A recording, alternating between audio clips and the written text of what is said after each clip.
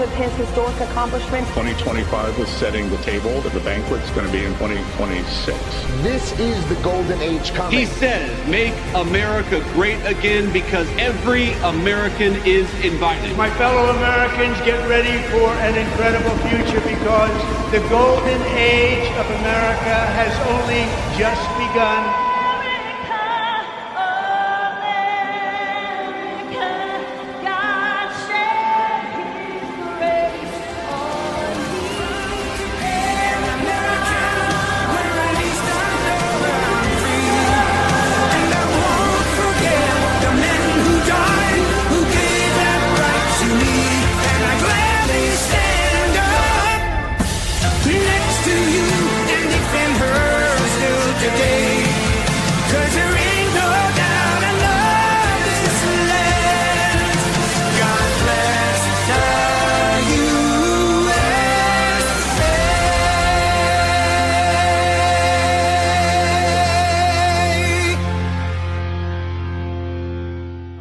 Says treason is punishable by death. You've accused your adversaries of treason. Who specifically are you accusing of treason? Well, I think a number of people, and I think what you look is that they have unsuccessfully tried to take down the wrong person. These are corrupt politicians, fake news, the Comeys of the world, all of the bad things that went on. It's called the swamp. And you know what happened? And you know what I did? A big favor. I caught the swamp. I caught them all. That's treason. That's treason. He is a criminal. He's a criminal. He got caught. Read his laptop. And you know who's a criminal? You're a criminal for not reporting it. You are a criminal for not reporting it. Joe Biden is a criminal, and he's been a criminal for a long time. And you're a criminal in the media for not reporting it. That's treason. That's treason. If you look at crooked Hillary Clinton, if you look at all of the different people, there was no transition, because they came after me, tried to do a coup. They came after me spying on my campaign. They started from the day I won, and even before I won, from the day I came down the escalator with our First Lady. That's treason. That's treason. And we've caught them. We've caught them all. And we've caught them. We've caught them all. We've got it all on tape. We've caught them all. But should she lose, we'll have an insurance policy, and we'll get this guy out of office. And that's what they said, and that's what they meant. That's treason. That's treason. They say, holy shit, they caught us. They caught us. What's for Mr. President? You'll find out.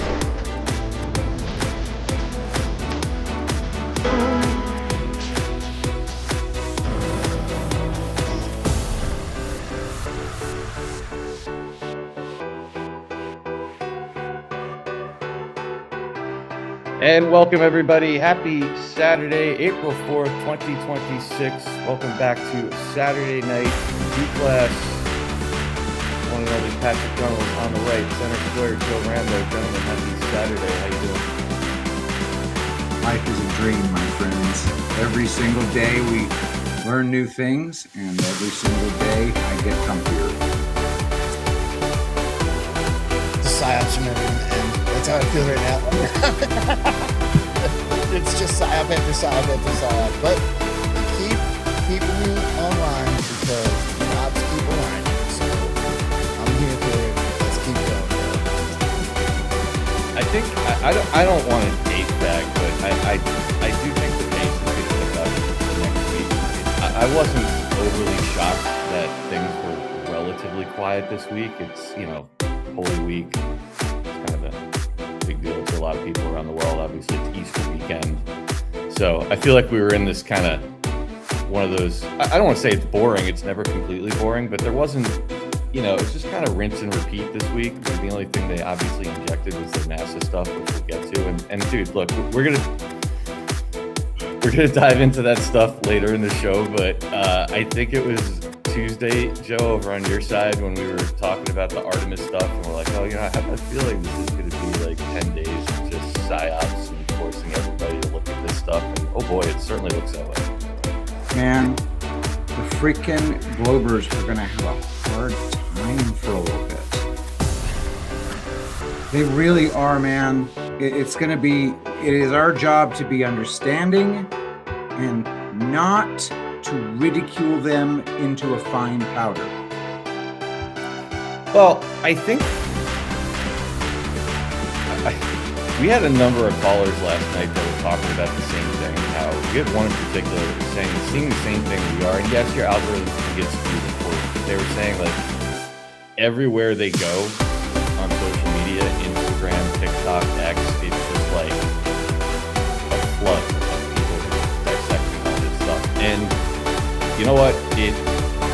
I went through this period of time, I'm sure everybody did, where you kind of thought like one day there was going to be like a press conference and like, let me tell you exactly how the Earth is. And nothing's gone that way, right?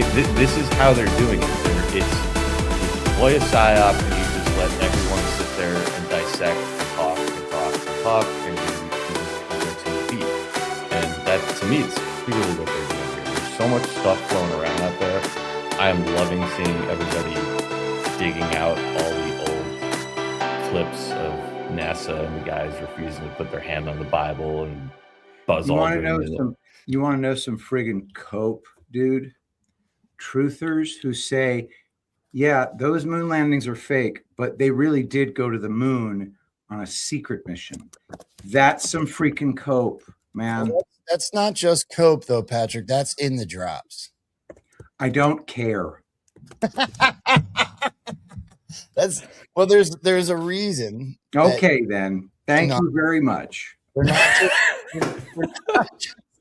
not just making it up, though. I believe you. I know. Okay. But the moon is not a floating rock in a vacuum, so there's that. Yeah. Look. Okay, wait, hold on, Dave. I want to throw one thing in quick. It becomes less and less state fagging when there's more and more comms that point to a certain time period. Donald Trump talked about Easter being the timeline, right? We got decodes coming out that's like literally talks about the first moon landing and 10 days, which was such a great one last night. Mm-hmm. I mean, it goes on and on. The famous chart points to April 1st. There is just so much going on right now that's pointing to something going down. Iran, now we got Donald Trump, just to skim on some of the stuff we're going to talk about today, stays in D.C. for the weekend on Easter weekend. Multiple drops from yesterday, smash that. It's just getting creepy. The level of future proofs past with the drops and current events. It's getting absurd. And don't forget, disinformation necessary. There's that. Well, all right. Before we jump into the heavier stuff, the Iran stuff, we'll save the bulk of the NASA stuff for like towards the end of the show. But since it's Saturday, let's have a little fun. We'll start light. I do want to give an example of like the stuff that people are doing, and look, nobody on this screen and nobody in this community is sitting back doing nothing. I hate when people say that, but what I do think that a lot of people are noticing, especially based on the calls last night, is there's this feeling of kind of like with some of this stuff, like the NASA stuff, like all the work that's been put in for of the people in that community for years. It's kind of like they're sitting back with their feet up now, like letting everyone else make these reels. Like, so somebody put this together. This is off of, I think, a TikTok, but just to give you an idea of the stuff of people, the clips that they're putting together are just using their own words to show things. Let's start with this one. Like I said, we'll dissect the rest of the NASA stuff later, but this is a fun one to start out with. Victor, Christina, Jeremy, we're going to the moon.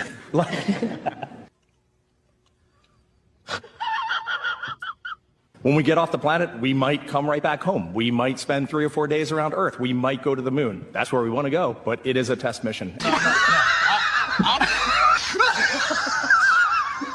The 45 minutes that we're closest to the lunar surface are also going to be out of contact. We are going to have an LOS in NASA terms, a loss of signal. And while we cannot talk to the planet and our friends that are even in space on the International Space Station, I would love it if the entire world, those 8 billion people Jeremy mentioned, could come together and just, be hoping and praying for us to get that acquisition of signal and be back in touch with everybody.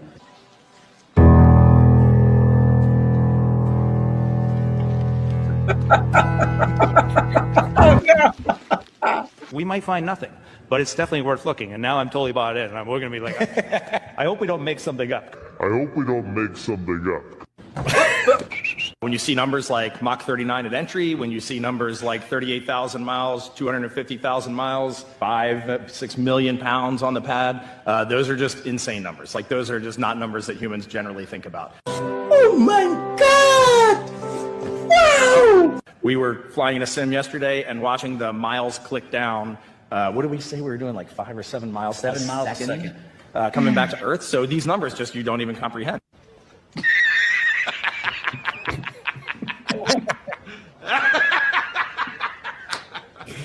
This is the first time we're going to send humans to the moon. What? What did you say? And when I look at the future, when we talk about what is our legacy, I want to look 100 or 200 years in the future. This is where I thought this might land wrong. I hope we're forgotten. What? Bro, what are you talking about, man? If we are forgotten, then Artemis has been successful. We have humans on Mars. We have humans out on the moons of Saturn. We are expanding in the solar system. We have... Maybe we've invented something that we never even dreamed of, and maybe we inspired some kids somewhere, and maybe that's our footnote. We inspired Susie or Johnny to do what they did. That would be magical.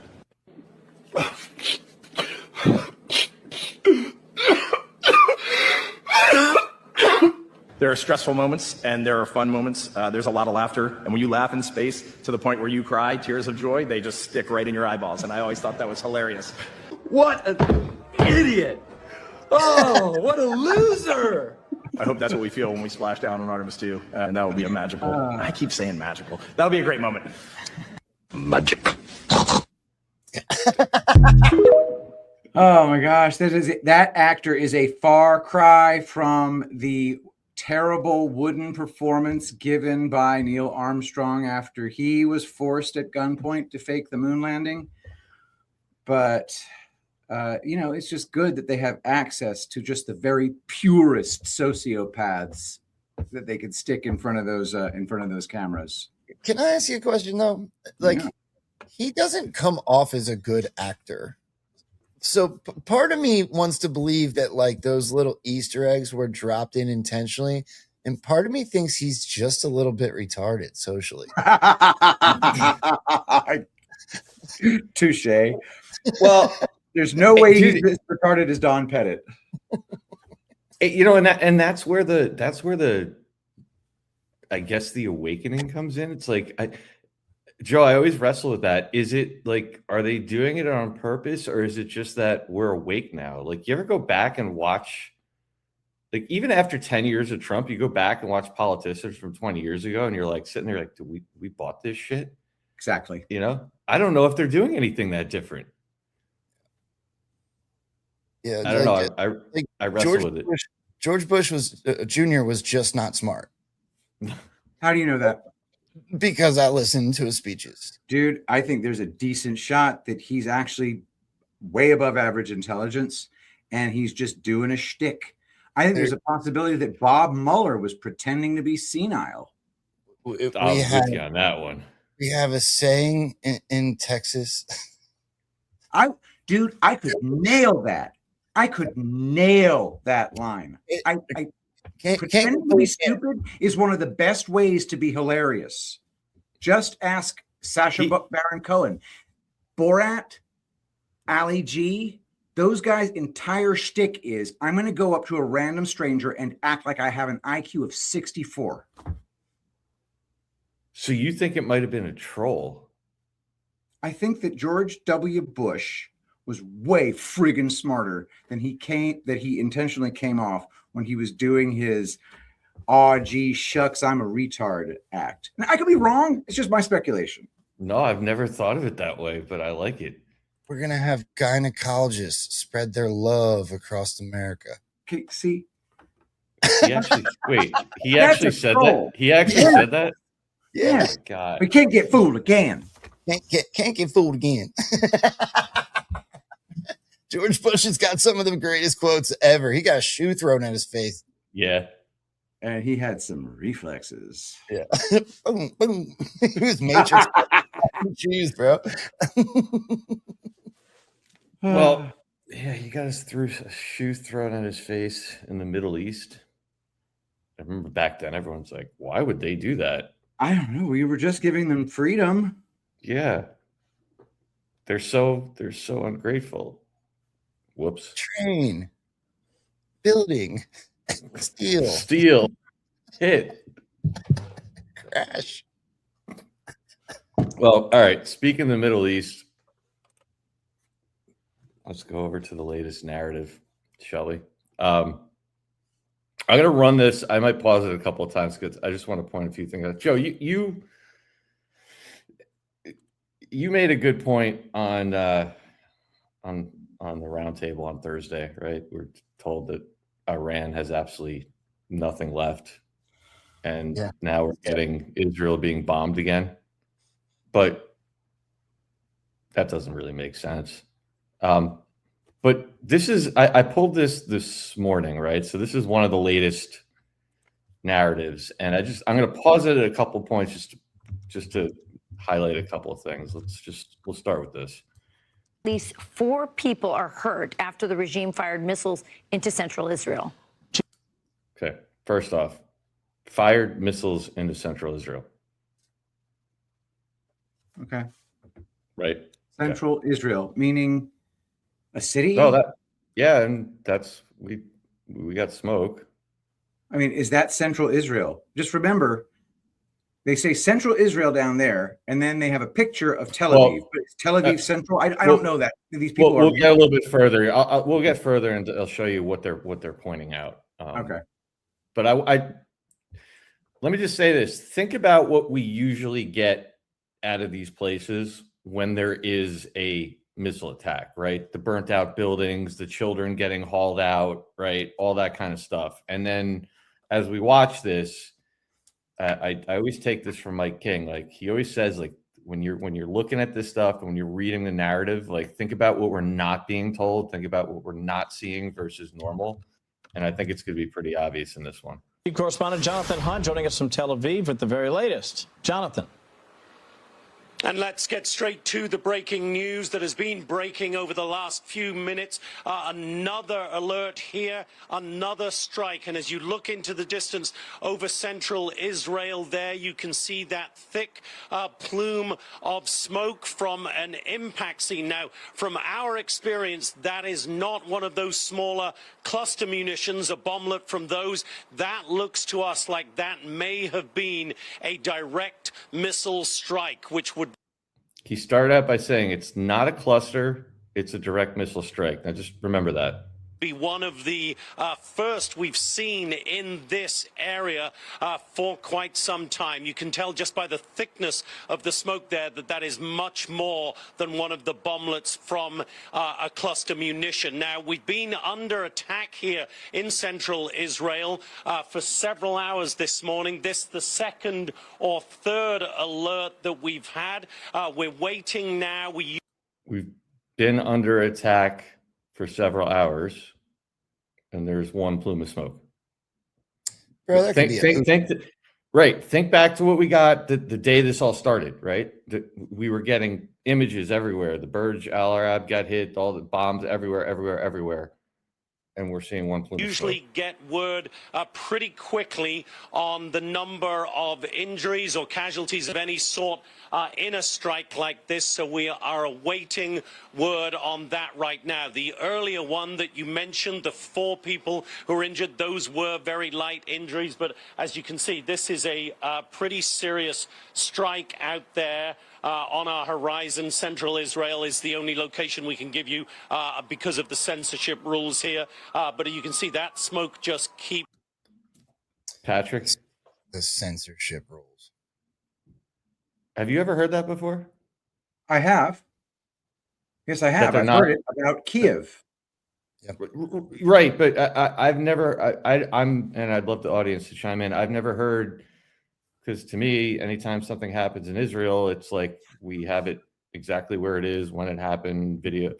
I don't remember ever hearing they're not allowed to tell us where something happened. Maybe I'm wrong. I just don't remember. So I have never heard the mainstream media do that either. I've only heard Gonzalo Lira, Coach Red Pill, in Kiev say, yeah, they're snatching people off the street for recording what's happening in Kiev. Well, and there's got to be at least a logical exercise that you have, because it comes off as if the bad guys are controlling information. Well, flip the script. All we can say is Central Israel. Okay. I thought they were saying Tel Aviv. First, we have a big missile attack, and the only thing that is casualties are minor injuries. Is that correct? Am I hearing that right? Yes, 4 people, minor injuries. Okay. Tel Aviv is a central. I don't know if Tel Aviv is central, but Tel Aviv is definitely densely populated. And the last time I was struck by a missile, I died. So what is going on? And you know what? My bad. I should have pulled the clip from the day that this happened, but I think everyone will remember because we did play it. Just to give folks an idea, that first day that there was all the missile attacks, and there was one in particular that was in Israel, and they were broadcasting the next day and a half from that building where it was like half collapsed. Remember, we were showing there was no smoke, there was no smoldering rubble, but they had set up an entire news media in front of the half blown out building, and they had the firefighters running around and in the pile of rubble. Like, that's what you normally get. Yeah. So I don't know where the censorship doesn't allow them to show that, but okay. What if that smoke plume is from way outside the city limits? Well, you could do that, right? That's exactly the point that some people are trying to make. I don't know, but you could very easily do that. With them, sorry, Dave, with them coming right out and saying there's information censorship within this area, that could be a direct hit from Iran into Israel. That could be the United States. That could be a tire fire. That could be anything. It's most likely not the thing they're telling us, is all I'm saying. It's war. They're lying. Yep. Let's keep going. Billowing, that does speak to the fact that this was a significant strike. We'll keep you updated. In the meantime, the other top story of the day here in this war, obviously, is the ongoing and increasingly urgent search for that F-15E crew member. The F-15E went down in southwestern Iran. The Iranian state TV were very quick to show pictures of some of the wreckage, pictures of one of the ejector seats. We believe that ejector seat was the one used by the pilot who was then rescued, although the rescue operation itself, very difficult indeed. A couple of the helicopters involved in it were hit by small arms fire, as we understand it, from the ground. Some crew members were injured, as we understand it, from Central Command. Okay, I want to stop there for a minute. Now, you guys have all seen the Iranian CGI propaganda videos that are flooding X over the last week or two? Yes. Okay. So we're being told that Iran clearly has the ability to put out stuff to X. In fact, Mike King and I were joking around, like Elon Musk was even retruthing some of them, retweeting them. So it's kind of like our theory that that's not their propaganda videos. It's ours because it's painting Bibi and Trump as being one. It's kind of feeding that narrative. Yeah. But the point I'm making is that the argument I've been getting from some people when we say this is like a wag the dog thing is like, no, it's Iran. We don't get any videos and information out of Iran. Sorry, what?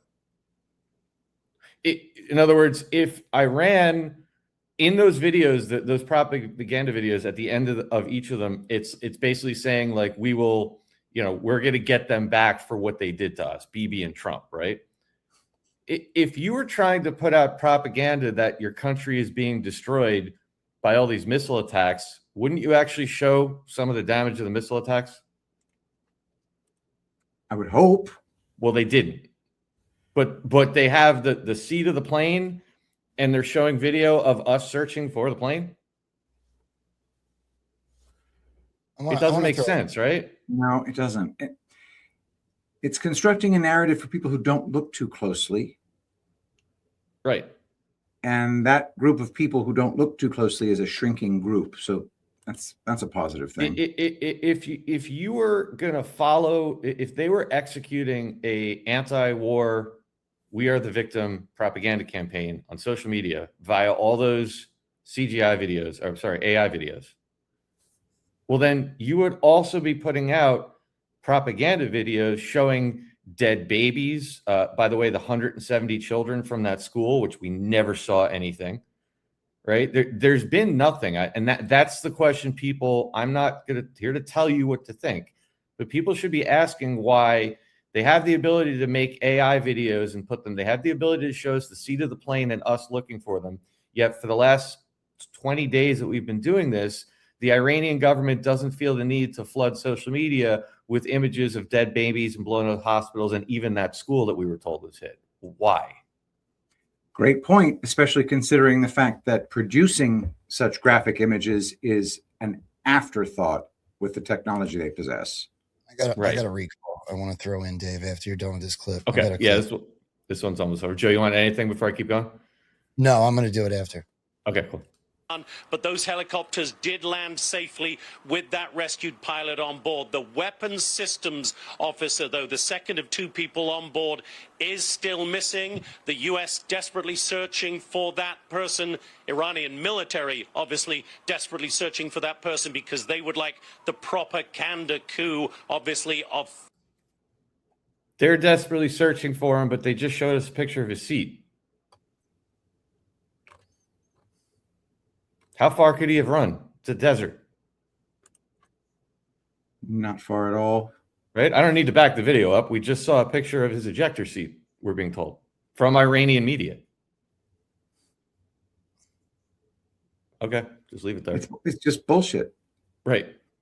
Finding him first and being able to parade him on Iranian state TV. We also understand that an A-10 Warthog around the same time that the rescue operation was underway went down as well, went down in the Strait of Hormuz. The pilot from that was successfully rescued by U.S. forces. All this going on as the U.S. and Israel continue to bombard targets in Iran. The Bushehr nuclear facility, a strike near there today. That is, I think, the fourth time that... Okay, we can stop it there. Joe, go ahead before I jump into the other stuff on the plane. I want to bring up a recall. We already showed it on the show, but I'm going to do it again because I think it's relevant. All right, just prior to us getting a plane knocked out of the air, this ejector seat, missiles going into Israel from Iran, Donald Trump was asked a question in the Oval Office, and he responded with, what are they protecting them? What's the threat? Are they threatening with a BB gun? Now, I know that I probably hold more weight in Donald Trump's words than most, but I don't think he does things like that unintentionally. And so take a look at this clip, because this was just prior to all this crap going down, having to stay at the White House for the weekend, Easter weekend, a plane going down, all these things we're talking about. And this was the attitude he gave that question. The Iranian government threatened a bunch of U.S. companies today in the region, including Google, Apple. With what? What did they threaten them with? PB guns? Or? Well, that's they don't have much left to threaten. My question for you is, are you... I don't know. I mean, what are they... You made a statement. What did they threaten them with? I don't know. Tell me, how did they threaten them? Well, all I know is that they threatened them, sir. What does that mean? Fair enough. He said something nasty? Is the government in touch with these companies? Are you helping backstop them? You don't even know what the threat was. What was the threat? I haven't heard it. What was the threat? Did they say they're going to blow them up? They're going to hit them? They're not. You know what they're not going to do? They're not going to hit them with a nuclear weapon. Is it something you're concerned about, sir? No. Iran's IRGC issues a warning that they will target 18 U.S. technology companies if the U.S. continues targeted assassinations of Iranian leaders beginning on April 1st. Those companies include NVIDIA, Apple, Microsoft. Most of those people are dead already. I thought the BB gun comment was very interesting. It just, dude, he was doing what we do, asking follow-up questions to extremely vague reporting. They're threatening our companies. Are they now? Tell me more. Well, that's all I've got. Keep that company, the threatening of the companies, Hold that thought for a minute. Joe, let me play the last 30 seconds of another clip. Today, a couple of missile alerts coming in. One, the most recent one, we were live with you at the top of the last hour. That thick black smoke we saw, we thought it might be a direct missile strike. Turns out it was actually the result of one of those cluster munitions. So a smaller strike than a direct missile itself would have been. I've had enough of this guy.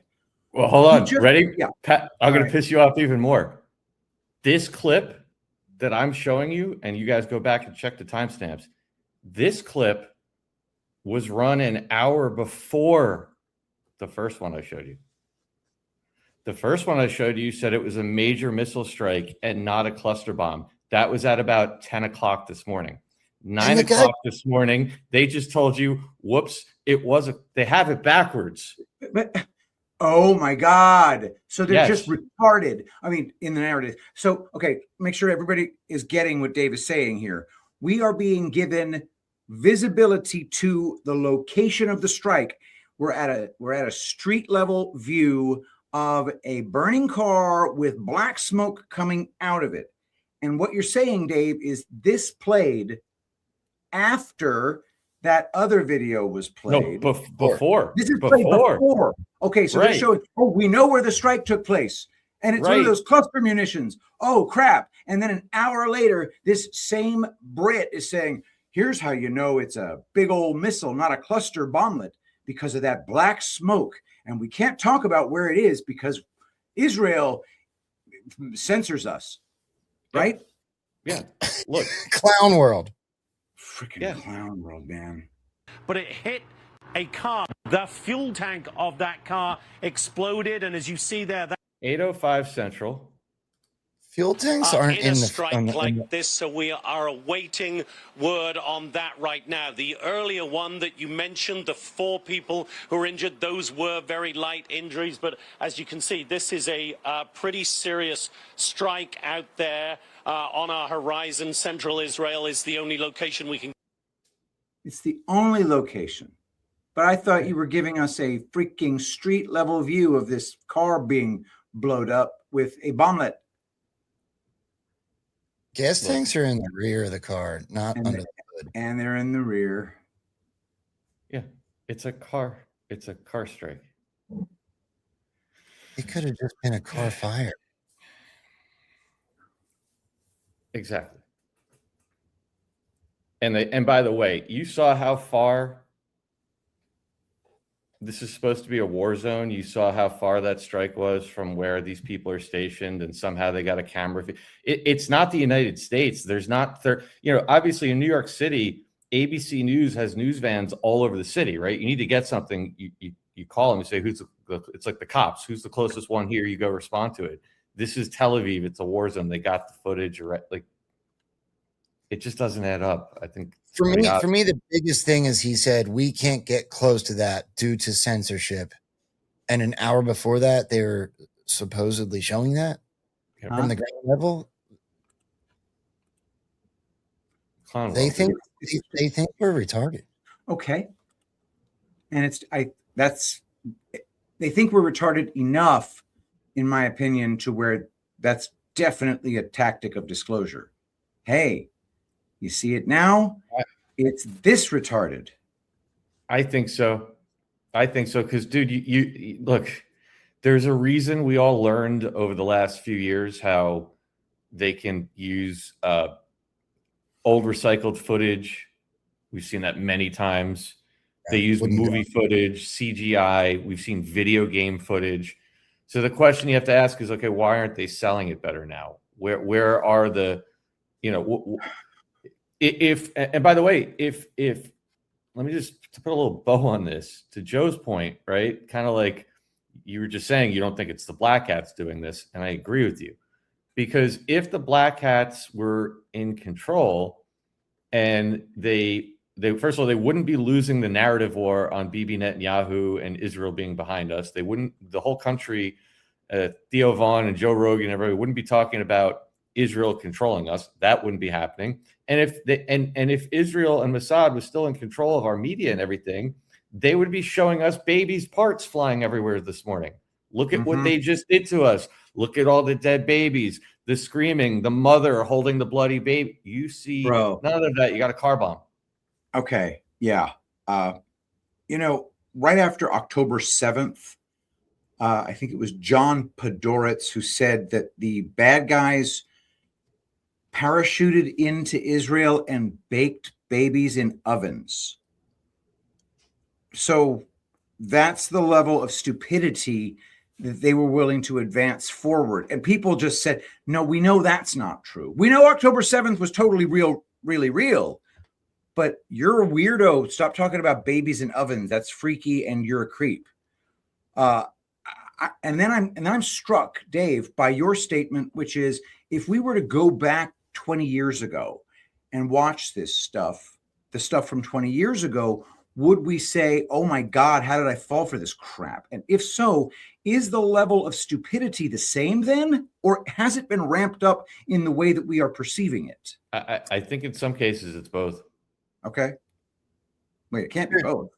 Well, just Q in itself lets you know that there's been some disclosure. And so maybe the absurdity is on the same level, but I would think logically that it's getting more absurd to go along with the other disclosure with the that quote unquote great awakening we've been told has been happening for 10 years. The reason it's so hard to determine is because getting our hands on day-to-day ancient by news standards coverage, 20 years ago Fox News coverage, you can get plenty of clips from 20 years ago, but can you get the whole day's broadcast the way you guys watch the coverage today? And so it wouldn't be an apples to apples comparison. Yeah.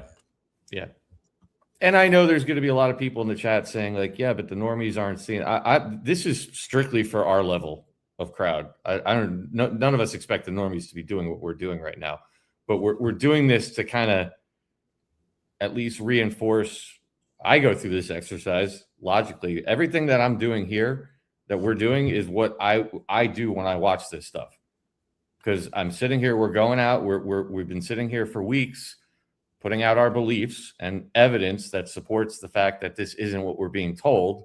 So this is exactly logically what I do, and we all do in our minds to analyze this stuff, right? We're now being told, as Trump is sitting there telling that Joe showed that clip, they have nothing left, and the news is telling you, no, they're bombarding Israel, and they're gonna strike our tech companies. I'll get that to that in a minute. So then, what are the logical steps we can go through to kind of say, well, which is true? This is what I do.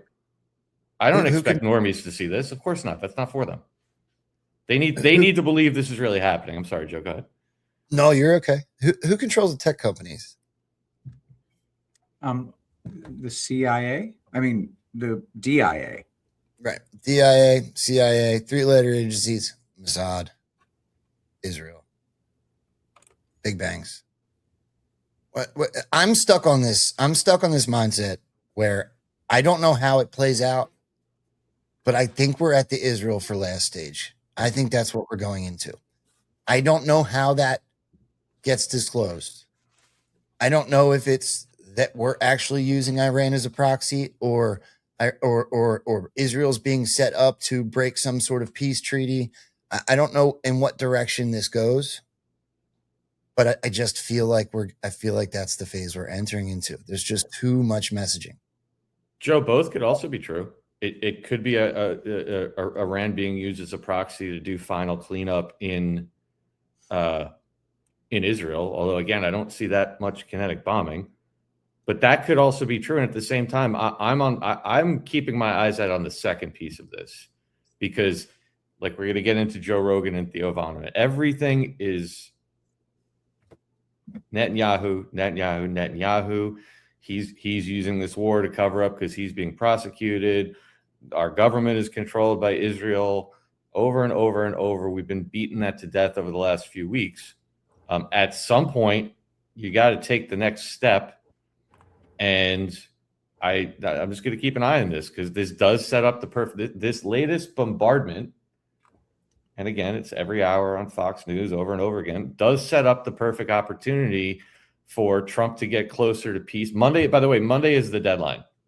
We should have said that on the outset. Monday, the 6th, is the deadline that Trump gave for either, I guess, negotiations or a deal, whatever it is, whatever he specifically said.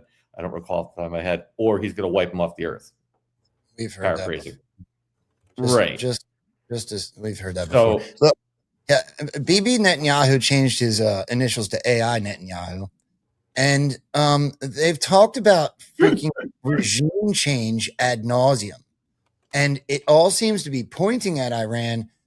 But knowing Trump, there's probably more to that. Regime change, regime change, regime change. It's in the drops. It's hit so many times. I've heard him say that word 170 times in the last week and a half. I think it's bigger than just Iran. Yep. So anyway, let's go to let's just touch on this missing plane for a minute. Those of us who were scrolling X last night, they made it a point that Trump cleared his entire schedule off yesterday afternoon. He's not down in Palm Beach. He was staying in the White House late. White House in lockdown mode. National security team gathered with Trump in the Oval, receiving updates. No public comments except social media, et cetera, et cetera, et cetera.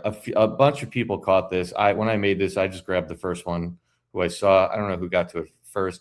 Dr. Russell McGregor here. I wouldn't say this is a massive Q-proof, but it is an exact 8-year delta. It's a banger. April 4th, which is today through midnight. POTUS will be up all night. Pray, watch the news tomorrow. I thought that was interesting, Joe. I would add LASQs to it. Also a delta from yesterday. So LASQ at Leah N SQ. Here's the graphic in full size. Where we go, when we go, all drops will go fast. White House, clean sig marker. Everything is planned. Years. Yet again, an April 3rd delta as Donald Trump stays at the White House, or Easter is the timeline.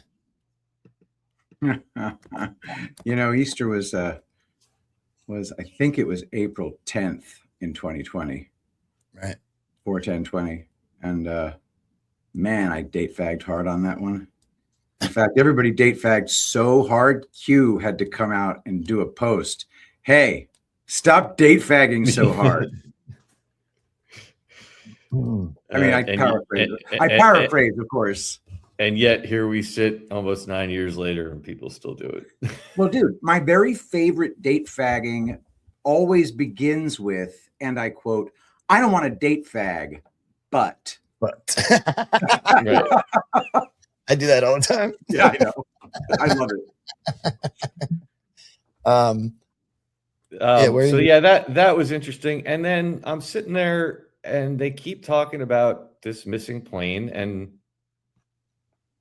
perhaps it is. We showed you the Iranian images of the seat. They're telling you they have the seat. They can't find the guy. That doesn't really make a whole lot of sense to me. But I thought this was interesting. The plane is an F-15E. F is 6, E is 5, 1 is 1, 5 is 5. Add it all up.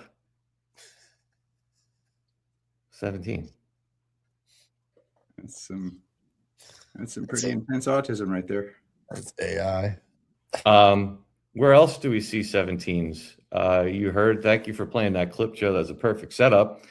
We're being told that, we better be careful because Iran is going to attack our tech companies. I guess we should watch out for cyber attacks because it's 17 tech companies that they threatened. Of course, it's 17 tech companies. How is a normie going to respond to that? Well, there's only 17 American tech companies. I don't know. Well, that's actually funny because that headline is slightly manipulated from the video. If you listen to the video, they said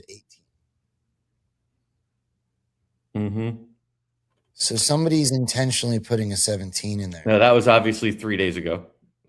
And 4 days ago, we were told Israel hit exactly 170 Iranian targets.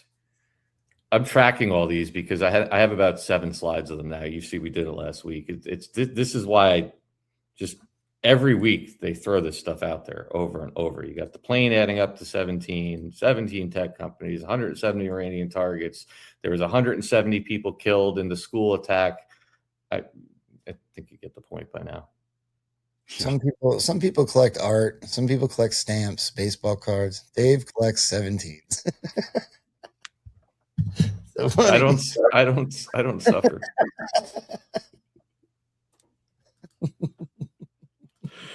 Oh boy. Which way do I want to go next? All right, let's go to this. Theo Von and Joe Rogan broke the internet again yesterday. Seems to be happening on a regular basis. Just to give people perspective, obviously we know Joe Rogan reaches about 20 million people on each of his podcasts. Theo Von has 8.8 million followers on Instagram and almost 5 million on YouTube. Donald Trump himself has done interviews with Theo Von. So for people that aren't familiar with him, these are big voices. And that's why we highlight some of these conversations. And I don't know, Joe, is it just me, or is Joe Rogan become like the Israel for Last show lately? Yeah, it's one of the reasons I'm saying what I'm saying. Let me start with what Theo Von had to say about our good friend Bibi Netanyahu. Even Bill Clinton said that about Netanyahu. Bill Clinton said Netanyahu wants war so he could stay in power. For sure, dude. People call him the yarmulke Hitler. That's what they call him. Who are these people? Everybody does. Which people? Countless. People? Huh? What are you saying? What do you mean people? Are you talking about? What are you talking about, Black dog? folks? What are you saying? I don't know what you're saying. I don't know what you're saying. I don't know what you're saying. Okay. Let's not draw conclusions. Okay. Yeah. Okay. He seems like a great guy. No.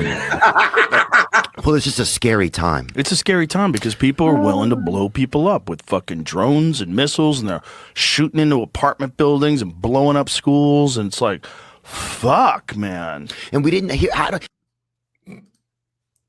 The yarmulke Hitler. I actually never heard that one before, but I'll take his word. First for it. time for me too. I really think Theo Von is just naturally funny. I got to give him credit. I think he's a great guy. Theo thinks very far outside the box. Like, he told a joke one time about picking up a snail and walking it 10 feet down the road and saving it a year and a half worth of travel. It was very funny. Like he just thinks really, really weird. It's funny. I know that joke. But Joe, you said it before. You said you believe we're in the Israel for Last phase. That's why I follow this kind of stuff. Like these are the conversations. We're at that point now. These are the conversations people are having.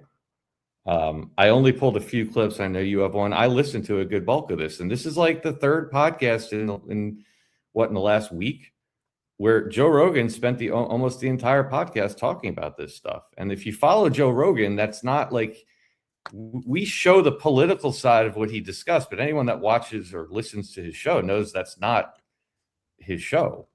Like he will get into current event stuff, but he's not a Dan Bongino type of show. They'll do entire shows where they talk about UFC, but this is where they're steering the audience. Yep. I thought this was interesting here, kind of summing up what a lot of people feel, I believe. It's a cat and mouse game. People are like, we'll elect the Democrats next time. It's like, but it's all the same shit has been happening forever. They haven't been helping anybody forever. They're letting fucking politicians slurp on kids. All of our fucking money goes to Israel and they're using it to fucking genocide people. It's like everybody is scared out of their wits right now. It's like our religious leaders are afraid to speak out. And it's like it's a time where it's like Satan is amongst us and our religious leaders are fucking talking about bullshit at the poll. It's just like, what is going? I don't know, man. Poor Theo. He's kind of freaking out. Kind of sounds like we did what, depending me, 6-7 years ago, Patrick 9-10 years ago. It kind of sounds like what. Yeah, right around 9-10 years ago. Well, so that's pretty much the same clip I pulled. Mine just went a little further because it was funny because Joe Rogan went. I'm sorry, dude. My bad. No, it's okay. But Joe Rogan then said to him, like, Theo, take a breath. Everything's okay. We're gonna get through it. Like everything's all right. You need to come hang out with us. You're freaking out, bro. Don't hang out with Joe Rogan. He'll make you take DMT. Yeah. But you know what? It's funny that Joe Rogan is telling him to take a breath. This was Joe Rogan 3 weeks It's ago. overwhelming me. Like sometimes at nighttime, like I can't wind down. Yeah. This is like there's too much news. It's too much madness. We're about to go to war with Iran. I know. Like everyone's eating beef jerky and pizza. Like what are these what the fuck is pizza? I know. You know, how far does this go? How come this never got released before? Like what is happening? And I'm so far down the rabbit hole that my initial reaction was, what's wrong with pizza and beef jerky? I eat them. Oh yeah, there's that old thing with pizza that was 10 years ago for me. Right. How come it was never released? Welcome to the party, Joe.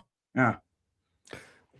Well, look, Joe, it was your Protect Your Mind, Control Your Emotions show. Jeff and on Sapioplex that coined the term seagrass, and everyone's waiting for the seagrass. Well, guess what? The seagrass is getting there. These are the conversations that are being had on the largest I got to stop saying the largest podcast. That is the largest broadcast in the world. It is. It is. Yeah. It is. We don't really get visibility into the real numbers, but just from we can see the zeitgeist, and Rogan is where it is. Yeah. Well, if you were to combine their audiences, but remember, you can't trust those numbers. No, dude, we can't trust anything. We might as well just wrap it up and not do a show. I'm saying you're absolutely, of course. We have to use intuition, and when we look at Rogan and where he sits in the narrative, it's obvious that probably the broadest group of people in the world watch that. That's what I mean. Yeah, yeah. And between the three of them, you're talking about 33.4 million people. That's a big deal. Look, here's the way I look at it. The talking heads on even Fox, any of them, CNN, MSDNC, all of them, they come off as talking heads. And the mainstream media has lost a lot of credibility. Tons. You go to Joe Rogan and Theo Vaughn sitting there talking, and it's like, okay, these are normal dudes. And they're having these conversations. You feel like you're hanging out with normal people. And so their words carry more weight. So the numbers are important, but it's that natural vibe that you get from the conversation that I think the seagrass is being attracted to, not the, oh, good morning, or whatever the hell they did. Yeah, and with that, go ahead, Patrick. I've said this a million times about Joe Rogan. I believe that he is a product of the intelligence services. I'm pretty sure of it, actually. I just think that at some point in the last 20 years, and I'm just throwing that number out, he was seized, and he doesn't know he's been seized. I believe that these assets receive talking points from sources that are kind of hard to trace where the downline is from the top. And so Joe Rogan doesn't have to know whether he's a white hat or a black hat. He just knows that he's a dude who does what he's told and gets to live a very, very rich, famous lifestyle. That's what I think he is. Yep. Theo Vaughn, on the other hand, I think he might just be a normal dude who thinks that he's just a comedian doing the aw shucks act. Well, if you believe the numbers, his podcast is very successful as well. Yeah. Well, I'll tell you one thing. For a long time, Joe Rogan made it seem like it was just him and Jamie. Jamie's his producer behind the camera. That's pretty funny. And I wish I had the clip, but he slipped up a number of weeks ago and he said he's got a guy that like guides him with guests. So that leans into, you're right, Theo Vaughn could be a normal dude. Dave Smith could be a normal dude. But the fact that as all this stuff is happening, they have guys like that on that are doing basically entire Israel exposure shows. Somebody arranged that. Look, let's just be honest. People like Theo Vaughn are getting JD Vance. And Trump. And Trump. Right. Somebody's definitely guiding their guests. Yeah. Nobody's calling me to have JD Vance on. Yeah. Right? Yeah. Just think about that. I got one more clip here that's gonna kind of lead us into the whole Pam Bondi thing, but It's how everyone feels. And we talk about, Joe, you did a great show on manufactured outrage a while back. We talk about manufacturing outrage leads to manufactured consent. This is just, we'll just run this. Like, yeah, I don't know, man. Everybody just feels scared, and it makes things Well, scary. they should, because a lot of things are getting exposed right now. You know, there's a lot of fraud, and you're seeing it at the highest levels of government. And people are also scared because no one's getting in trouble for things. Like, no one's getting in trouble for the Epstein files. No one's getting in trouble for... Yeah, that's almost disappeared, kind of. Well, that's part of what happens when there's some sort of a big social thing. One thing that's in the past that leaders have used to cover up problems at home is a fucking war. I'm not saying that that's why they bombed Iran, but that would be a way to do it. If you're that psychotic, you know, and if you were thinking about doing it anyway, you might be able to justify it. People have always done that also to stay in power. Oh, yeah. People are getting scared because no one's getting in trouble. Aren't they? Does that sound similar to some of the theories that Anons have thrown out there about showing people rampant fraud, rampant criminality, rampant corruption, and then doing absolutely nothing about it? Does that sound like maybe the intended reaction of a psychological operation, or am I crazy? The intended reaction of a psychological operation. And you're crazy, but you know, you're crazy good at what you do. Do you know what I believe to be one of the key points in an intended reaction of a psychological operation is that society as a whole believes they came up with the answer on their own. And so some of the kayfabe, right? Like, hey, Donald Trump's in the files. Hey, the files are a hoax. Hey, let's show some of the files. Let's redact some of the files. Let's make the redactions possible to take off so you can read some of the files. Like, let's do this whole thing, this show for everyone. And everybody's like, well, we want to see. And now the people feel responsible for something that comes to light. Society believes they did that. Yep. You're absolutely right. It kind of sounds like sometimes you cannot tell the people you must show them. Yep. You guys know who Awaken with JP Sears is on X? I certainly do. He's been hilarious for a decade at the very least.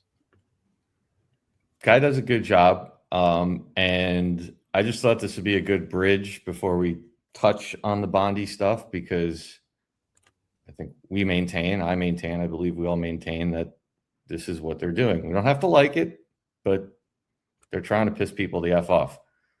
And he does a good job with comedy of kind of encapsulating where we think the seagrass might be right now in the narrative space.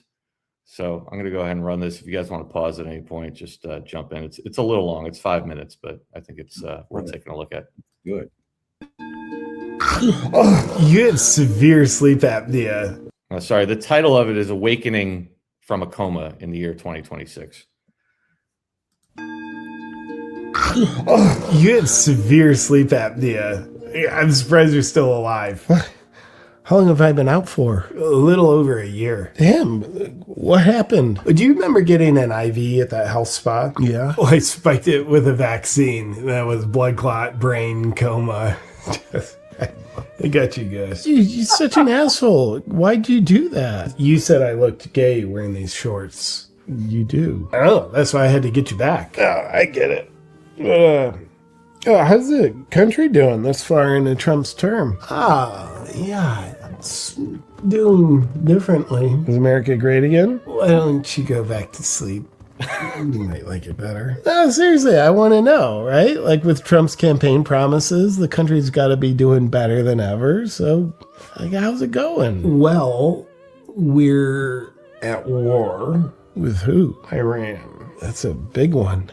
But Trump campaigned on no new wars. He certainly did. A war with Iran. And Americans support this? No, Americans don't support it. But Israel does. But that's not our country. Right, that's correct. But our country is kind of theirs now. What do you mean? Well, when it comes to governments, do you know what the term infiltrated by foreign agents means? Yeah. Well, then, like, that is what I mean. I don't think that's good. Oh, and you're not allowed to say that. What? Why not? Because not saying that means you hate Jewish people. It doesn't mean that. Well, the foreign agents that have infiltrated our government tell us that's what it means. So, whatever. Just be careful. All right. That's a bit of a bummer, but I mean, there's got to be some good, right? Like, did Trump drain the swamp like he said it was gonna? Mm-hmm. Sort of. That sounds promising. How so? Well, yeah. Like, he drained the swamp, and it went right into the Oval Office, and now those people are Trump's closest advisors now, and they like war. Oh. But, I mean, I know the president has people close to him that are sensible, openly against war, especially with Iran.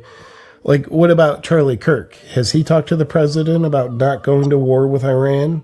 Oh, yeah. Yeah, he did. And? They killed him. What? They killed Charlie Kirk? Yeah, they shot him in public. Who killed Charlie? You'll never believe this. It was a lone gunman, a young guy named Tyler Robinson, and the bullet fragments aren't a match for the rifle that he used. Lone gunman? That sounds doubtful. There's no other leads? Oh, yeah, there are. Like, the National Counterterrorism Center had multiple leads that warranted investigations into foreign involvement, if you believe that. All right, so how'd those investigations go? The FBI shut them down before they could happen. Why would the FBI do that? Did I mention our government's been infiltrated by a foreign country? Oh, yeah. Wait, so Israel had him killed? It's hard to say. I mean, a couple days before Charlie was killed, he did say to close friends that he fears Israel will kill him. I mean, it really sounds like they're a suspect. Well, you can't say that. That's Jew hate. Like, do you see the loop that we're in now? And you can't get out. But, yeah, I don't know. Israel probably had him killed. How have you been? In a coma. Oh, that's right. With Charlie dead, is TPUSA still up and running? Yeah, his wife, Erica, took it over. I mean, at least I bet she's carrying on Charlie's legacy better than anyone else could. Mm-hmm. She must get all kinds of love and support. Yeah, she's doing, what's it like in a coma? So being at war with Iran now, following 4 years of an open border with Biden, aren't people worried about, like, Muslim terrorist attacks? Well, New York City just elected a Muslim mayor. The 9/11 New York City? That's the one. What about the Epstein files?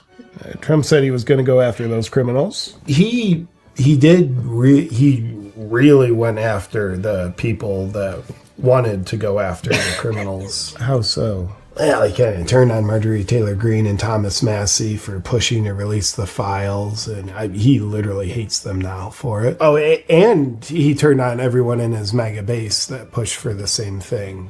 So we're up to 0 arrests and prosecutions in that whole Epstein thing. But Epstein and his associates were heinous criminals and likely also assets of foreign governments too. So how could Trump just not go after those criminals? Did I mention we have an occupied government now? And did I mention who occupies it? Yeah. Are there any other wars I should know about? Nope. I just got this big one.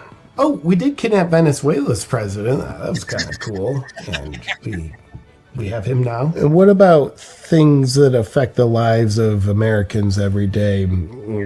Big industry getting away with murder. Like, has Trump done anything about glyphosate? Yes. As a matter of fact, he did do something about glyphosate. All right, well, there we go. What'd he do? He gave the manufacturers of it complete legal immunity, so now they can't be sued by the 600,000 people a year that get cancer caused by glyphosate. Okay.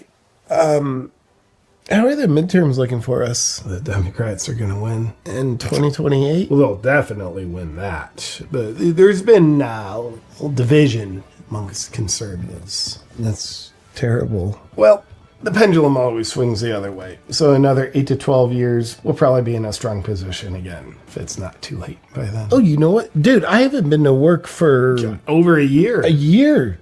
Dude, I gotta call my boss and see if I still have a job. Oh, you don't. You've been replaced by AI. That sucks. I'm still gonna call my boss and see if there's anything he can do for me. Your boss was replaced by AI too, so there's nobody there for you to talk to. What am I gonna do? Well, you could join the military. I don't want to go fight some stupid war in Iran. There are talks of implementing a draft, so you might not get to have a choice. Oh, God. Hey, it's so good to have you back, buddy. I don't understand what the hell happened. Dude, he's 60,000 man army. That's done too well. That is the definition of shown not told. Right? It's funny as hell, but I hope people, I know you guys understand why I'm playing that, right? Like, is that not the comedic result of what we've at least been speculating is the intended purpose of all these optics? Yep. Exactly that. Of course. We've said, I know I've said on this show that Donald Trump might not be the great unifier. He's the great exposer. He's exposing it on a level where everybody's going, oh crap. Oh crap. The only ones that aren't are the ones that are connecting the drops to the timeline. Yeah. Now, by the way, the glyphosate thing, people should go over to BB McGuire's channel on that. That's not exactly... That is getting misconstrued. Let's put that to the side for a minute. But the rest of it, dude. Epstein, foreign. 2020 election, foreign interference. Donald Trump, Supreme Court, foreign influence. Now we have this war, foreign. And where were those comedic videos with millions of views a few years ago? They weren't. Right? Politics is Andrew Breitbart. Politics is downstream of culture. In order to change politics, you must change culture. When you start seeing things like that, again, whether it's 60,000 or not, it probably is. That's the conversation we're trying to get people to have. That's funny, but that is the conversation. Look, I trust Trump. I trust Trump, and I trust the drops. And maybe not everyone watching tonight does, probably does, but... So I can sit there and watch that and laugh at it because we've been sitting here. Every last thing he touched on, Patrick or Joe or I, either on our combined shows or individual shows, have covered the optics of this over the last year and have said that this is the intended consequence. We've speculated. So that's why I will gladly take the slings and arrows for you and then the next line, but even that can be undone. So when you're at a point right now where you're seeing a video like that, I can laugh at that because we've been analyzing it, saying it. This is the narrative they're setting up. This is where we are now. Not 6 months from now. This is where we are now. Can I get everybody to just be calm, cool, and collected about something that was said in there? If they could steal every election, Donald Trump wouldn't have won 2016. If they could steal every election, the 2021 wouldn't have been rigged for Joe Biden.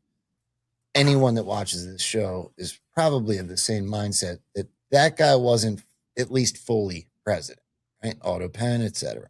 He won the Democrat nomination while unable to string a coherent sentence together. Right. So Donald Trump reclaims his throne in 2020, too big to rig. You can't rig an algorithm. Okay? We're watching a show. And so whatever happens at the midterms, I mean, think about Mamdani. Think about what's going on with Newsom. Think about what's going on in Minnesota with Waltz. Whatever happens in these midterms, take a breath. Look, go out and vote. Go out and fight. Do your thing. This is... We're supposed to be motivated to have that fight and vote and do all these things. The drops tell us over and over, vote. Your vote matters. Vote, vote, vote. But I can't get freaked out at anymore at this point. It's just really coordinated. Damn right. Whatever happens in the midterm happens because it was meant to happen. Correct. The beatings Unless- will continue until morale improves. Well, to your point, right, Patrick, and to your point, if there was, let's just take one thing that we're all clamoring for. Let's forget COVID. Let's just take pharma, right? Let's say they decided that they're going to pick that the military or whatever group that everyone would listen to is going to stand up and disclose hardcore evidence, indisputable evidence, studies, everything, showing that the old studies were rigged, and we're gonna prove to everyone autism is caused by vaccines. They did it to us, and we are now going to put these 5 pharmaceutical companies on trial. Would anyone pay attention to anything else happening in the world for the next 6 months? Hell no. So how could you possibly set up and teach people what JP Sears, I believe that's his name, is saying in there, right? How are you going to get everyone to understand, look, everything's fucked, pardon my language, paraphrasing Theo Von. How could you get people to understand that if, on the other hand, you're over here starting to fix big things and throwing justice out there that everyone's going to pay attention to? You would never get people to that point. Unfortunately, and I didn't even think about this until recently, you have to make everything look really bad, even under Trump. It does make sense if you think about it from that perspective. But even that can be undone. I can already see glimmers of hope of that. I pulled some clips we probably won't get to today. But if you look at the jobs numbers that are coming out, some of the financial stuff, I know everybody's pissed about gas prices.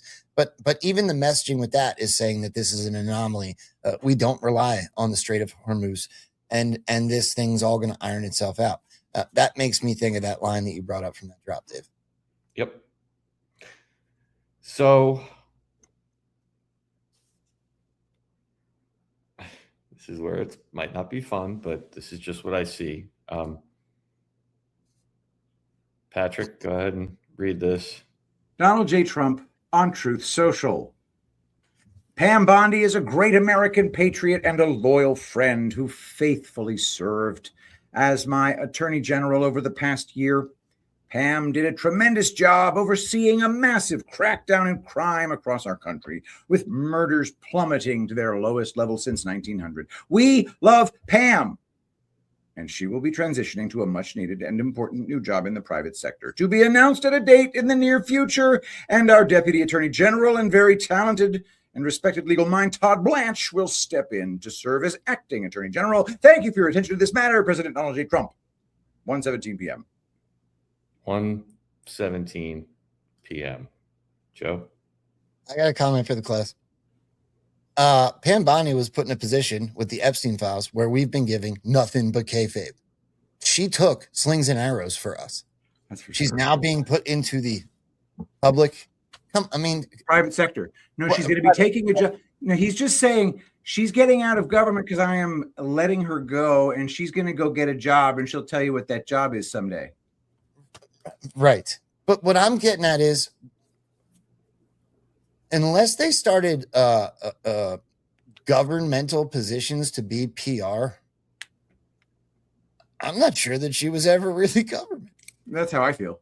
That's exactly how I feel. In the real world, she was comical. I think she was an object of derision over and over again. Patrick, it's all of them. Yeah. It's not just her. Run through everyone that's had their faces on screen for the last year. The ones that none of them have had time to do their jobs. They've been running around doing PR. Listen to what he said in that video. Look, either one of two things is true. Either Donald Trump's entire cabinet is controlled by the state of Israel, and we're all screwed. Or there's a psychological operation being deployed on the public to make the public believe that Donald Trump's entire cabinet is controlled by Israel. Only one of those can be true. I know what I believe. I think I know what you guys believe. Mm-hmm. So I can't the other way. I'm going to show you 3 clips that I think will demonstrate, and you're probably going to recognize Tucker Carlson and Thomas Massey. You guys have seen these names before, where they're doing things. And I think to Joe's point, I think this was always Bondi's role. People have been railing on Pam Bondi since day one. Now, do I honestly believe that Donald Trump, to your point, Joe, we had 4 years of the pause. We had a fake president. We had all this stuff set up. And then Donald Trump brought in Pam Bondi and what? Just got hoodwinked? It's like they think I'm playing chess. They think I'm playing a trick on them. Right. And we've had the mouthpieces all year going after Kash Patel and Dan Bongino and Pam Bondi. Without all that, would Tucker Carlson and Theo Von be sitting there talking about how everyone's scared because there's no justice? If none of that happened, would people be talking about that right now? No. No. Let's start with Thomas Massey. Confident you will see that? I don't know if we're going to see it in this administration. Why do you say that? Because Pam Bondi has, she's been so against this. I would say from the beginning, but in the beginning, I think she earnestly was ready to release files. And then I think she wasn't in on the joke when they gave her those binders that had nothing in it. Then she found out she looked like a joke. And she shot off the angry letter to the FBI. But at some point, somebody got to Pam Bondi and said, it's your job to cover this. To cover this up. Somebody got to her. Mm-hmm. Tucker Carlson. Can you say that thousands of children were raped, but I'm not going to find out who raped them? Yeah. How can you say that? I agree completely. They said that. By the way, when Pam Bondi went on television and said, I have a videotape of kids getting abused, I followed this case closely, and I know a lot of the people involved, as I've told you. Mm-hmm. I had no idea. I didn't know that. Really? Thousands of children got raped? Yeah. Who raped them? Where are the rapists? Like, why aren't they in jail? This is the Department of Justice. Yes. That is so crazy. This is honestly one of the craziest things I've ever seen in my entire life. And I just think it's very dangerous to play around with this stuff. Like, very dangerous. Well, I don't want a revolution, but if you wanted a revolution, this is how you would act. Yes, yeah. If you wanted a revolution, or if you wanted people to, what was that thing? Only at the precipice will people find the will to change and to participate. Theo Von, Joe Rogan participating in conversation. We're taking power out of DC and giving that responsibility back to you, the people. We, the people, weren't ready for that responsibility. And I would argue we're still not there yet. Either the government is controlled by Israel, or they want people to believe the government is controlled by Israel. That is where this is all headed. And these conversations, like that, I believe they're designed to educate, and they're designed to get people listening to go, yeah, what he said. I'm getting mad now. I'm getting mad. Yeah, we've all been mad for a long time. I know. But Joe Rogan hasn't been talking about this. I'm not saying Joe Rogan's podcast represents a perfect correlation of the country, but when you start seeing things like that happening, to me, that's the reason we play so many Rogan clips. That shows you it's working, dude. That's your 35-year-old dude in the gym. That's what he's listening to. That's the audience we haven't been talking to. You take the TikTok guy. Theo Von trends even younger than that. They will take TikTok clips of that and cut it up. That's how they start getting angry. Oh my God. We've shown all the freakouts the beginning of the year. All the really young people on TikTok screaming about, beef jerky and Pizzagate. Well, what do you think? They're heartless? Don't you think they want justice too? Now we're starting to get to a point where we can start to see the map spreading out. And it's not just all of us in the Anon and the truther community screaming we want justice. You keep running this, and that's why he just finished by saying, this is one way to end up with a revolution. Well, how do you get to a revolution if you don't piss people off on purpose? I think. And well, silent majority. I look at all these protests, and there's this loudmouth extreme wing that's part of it. I think some of it's AI. I think some of it's natural. I think there is still a huge level of TDS in this country, for sure. But there is a silent majority. And I think even we're included in that. I'm not out there at some protest with signs in the cold or whatever it might be. No, we do the podcast, and we try to share information online. We try to be part of the information war. But there's that extreme level that goes out there and they protest and they fight each other and they do it. The silent majority is who's being targeted right now. That term's accurate. There is a huge silent majority. Yeah, absolutely. Speaking of which, how widely known is it in our country that Richard Nixon is one of the most popular presidents in American history? That's covered up. That was shoved into the background. The most popular president, one of the most popular presidents in American history, was taken out by the deep state. And what was his term? What did he say all the time? The silent majority. Who did he send letters to later in his life? Donald Trump. By the way, if you want to see a great clip of Joe Rogan talking about Richard Nixon and how he got taken out, tune in tomorrow night at 8:30 p.m. Eastern for episode 4 of Breaking the System. We touch on that. I hope that's right. Yeah. It was funny because he also had Bill Murray on there, and Bill Murray talked about that. Oh God, if this Woodward guy is writing this about me, then okay, Nixon was innocent. Or if he's writing this about Belushi, then Nixon was innocent. All right, so this is the last piece I want to play, just because I actually didn't completely plan it that way, but I think it's a good setup because I hope now people are in the mindset to maybe understand why. Oh, God. So everyone gets pissed off because Bondi won't go after anybody on the Epstein files. And then Todd Blanche steps in and he gets on Jesse Waters. And, well, I'll just let this speak for itself. Epstein files. You'd agree not handled well? And I don't, first of all, I have never heard President Trump say that the Attorney General that anything that happened to her had anything to do with the Epstein files. And so, look, the Epstein files has been a saga that's lasted for the past year. And what happened when the president signed the Transparency Act is the Department of Justice has now released all the files with respect to the Epstein saga. And the Attorney General Bondi and I appeared in front of Congress voluntarily a couple weeks ago to answer any questions they had. We have made every single congressman, senator available to come and see any document, redacted, unredacted, that they want. And so I think that to the extent that the Epstein files was a part of the past year of this Justice Department, it should not be a part of anything going forward. Okay, well, I mean, you've combed through these files, right? Who was Epstein spying for? Look, I don't know that he was spying for anybody. Nobody's ever said that. No? You don't think he might have been a spy for a foreign country?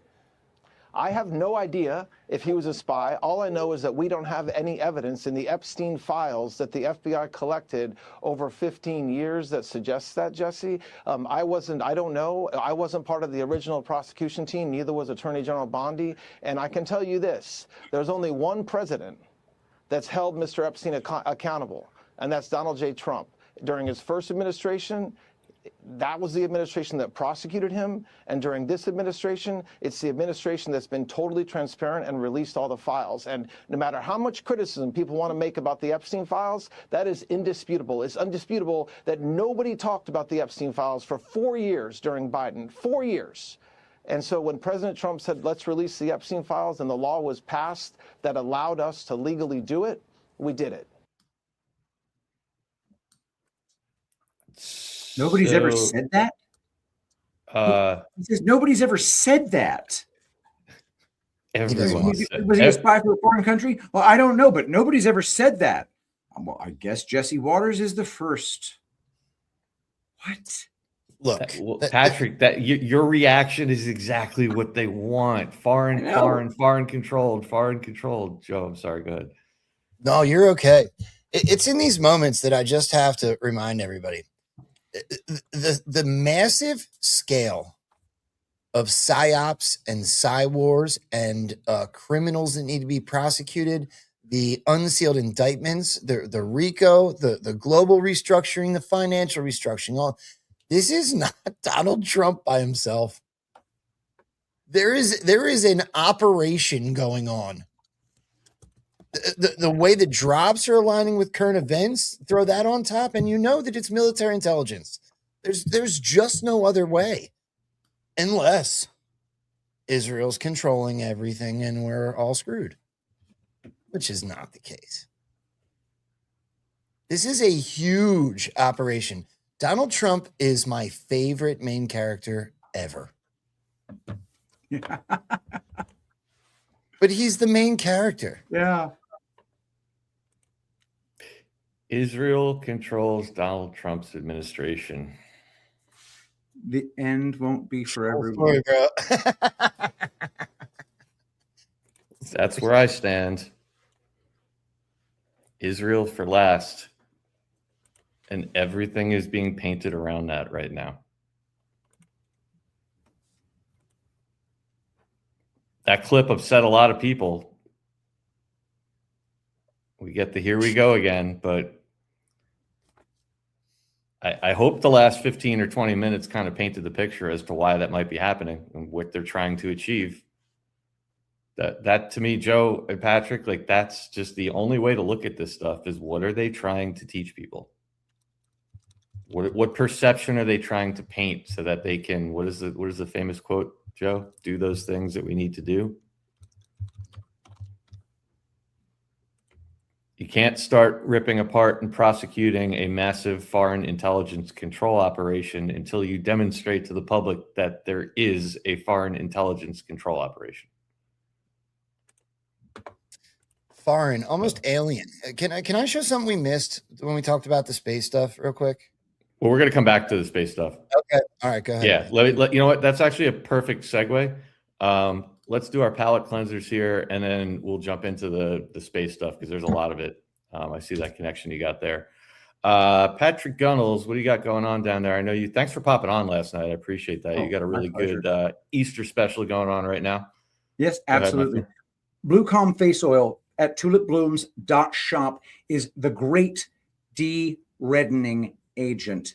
It does contain prickly pear seed oil, which on its own is amazing and very, very premium. The big actor here, though, is Blue Tansy Essential Oil, which contains chemazoline, which is the active ingredient. It's the thing that makes it blue, and it's the thing that calms your skin. People with rosacea get a lot of benefit out of this amazing product. And right now, it is buy one, get one half off at tulipblooms.shop. We don't do these buy one, get one half off specials all that often. So take advantage while you can. Don't forget to use promo code CHANNEL17 for 10% off, which makes the aggregate discount even higher than buy one, get one half off. The batch of Blue Tansy that I got my hands on has the highest chemazoline content that I have ever seen. It's only 8 ounces total in the batch. So when that batch is gone, I'll be looking for something else, another batch that's just as good. But this batch is just particularly good. So take advantage. Buy one, get one half off. Blue Calm, tulipblooms.shop, promo code CHANNEL17. Thank you, brother. What do you and Jeff have coming up right after this? We are going to be rerunning the Tartaria show that we debuted with, just to give everybody a little flashback to the origin of the Pat and Jeff show. So make sure to check that out right after this show on the P. Gunnels Rumble channel. Yep, you guys are watching on Rumble. We will raid you over there. Let me take a moment and thank our friends over at 17switch.com, and we will keep going after that. Since 2024, I've been telling you that there's a better, more patriotic way to shop. There's a way to get cleaner, safer, and healthier products at a price that you can afford. And you can do it while supporting a company that makes everything right here in the USA. This company has something that can improve the lives of anyone in any household. Every morning I start my day with a clean smile using the toothpaste and mouthwash from 17switch.com. In the shower, it's their body wash and moisturizer. And by breakfast, I'm mixing up a protein shake or baking something healthy with their clean mixes. And when I clean my home, I trust their chemical-free glass cleaners, laundry detergents, dryer sheets, bathroom cleaners, room deodorizer, and dish soaps. In the afternoon, I can choose from an assortment of healthy snacks. And at dinner, I enjoy the finest, cleanest, and tastiest beef available anywhere in the country. I believe in 17 Switch because for over 40 years, they've stood up to big box conglomerates that don't have our best interests at heart. With over 500 clean, safe products made right here in America, they support our jobs and our economy. If you want a cleaner, safer, and healthier home, visit 17switch.com today. And when you do, you'll talk to someone from this community who will help you make the switch. So please, help us continue to build a new parallel economy by visiting 17switch.com today. And I want to sincerely thank everybody that has participated in that program. And Joe, if you would, guys, we're all here to support each other, help each other out. Patrick is a great support to all the Anon channels, and that's what we're all about, so that we can all continue doing this 5-6 days a week for you. And given Joe didn't get to do his show yesterday, I wanted to give you the floor for a minute to share one of your sponsors with us. Guys, it's important to each and every one of us that we do best, not only by our audience, but by our sponsors. So Joe, if you want to go ahead and tee up whatever you got there, and then we'll keep going.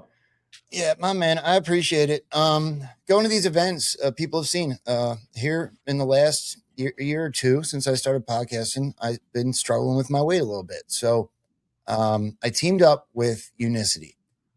Absolutely love what they do. When I have done it to the way that it's supposed to, I have lost weight very quickly. We got tons and tons and tons of great positive feedback from the company. So I don't want to take up too much time, guys, but I appreciate you letting me run this today, Dave. Everybody take a look, and I guess we'll get right back to the show.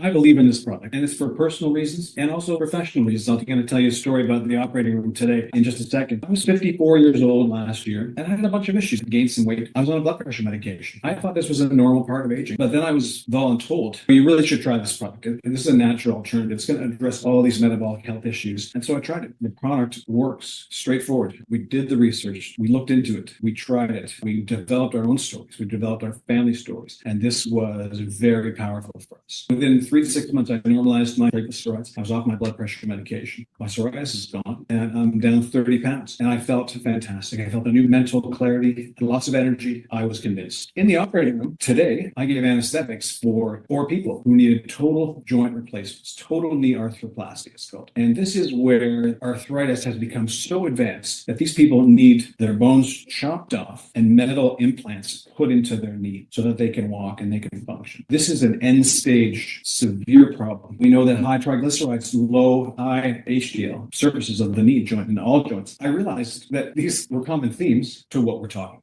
This was an end-stage product of unchecked metabolic disease. So I remember this morning looking at the patient's charts: high cholesterol, diabetes, high BMI, hypertension, fatty liver disease. Oh, do you smoke, sir? Oh, yeah, I smoke as well. 100% of these people had metabolic issues contributing to their joint degeneration. These people were all on, guess what? Metformin, statin, amlodipine, and some of them were even on Ozempic. And we haven't even talked about the side effects that I see in the operating room from Ozempic as well. This product product is the solution. It is a natural solution. It's early in the game. Nobody knows about it. We are in a unique position to make a serious difference in the world and help people save lives.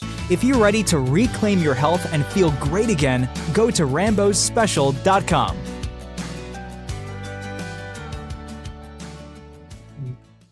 If I could just give one quick last testimonial, Dave, I am only down about 15 pounds, but that's because of my lack of doing it every single day. I stink at structure.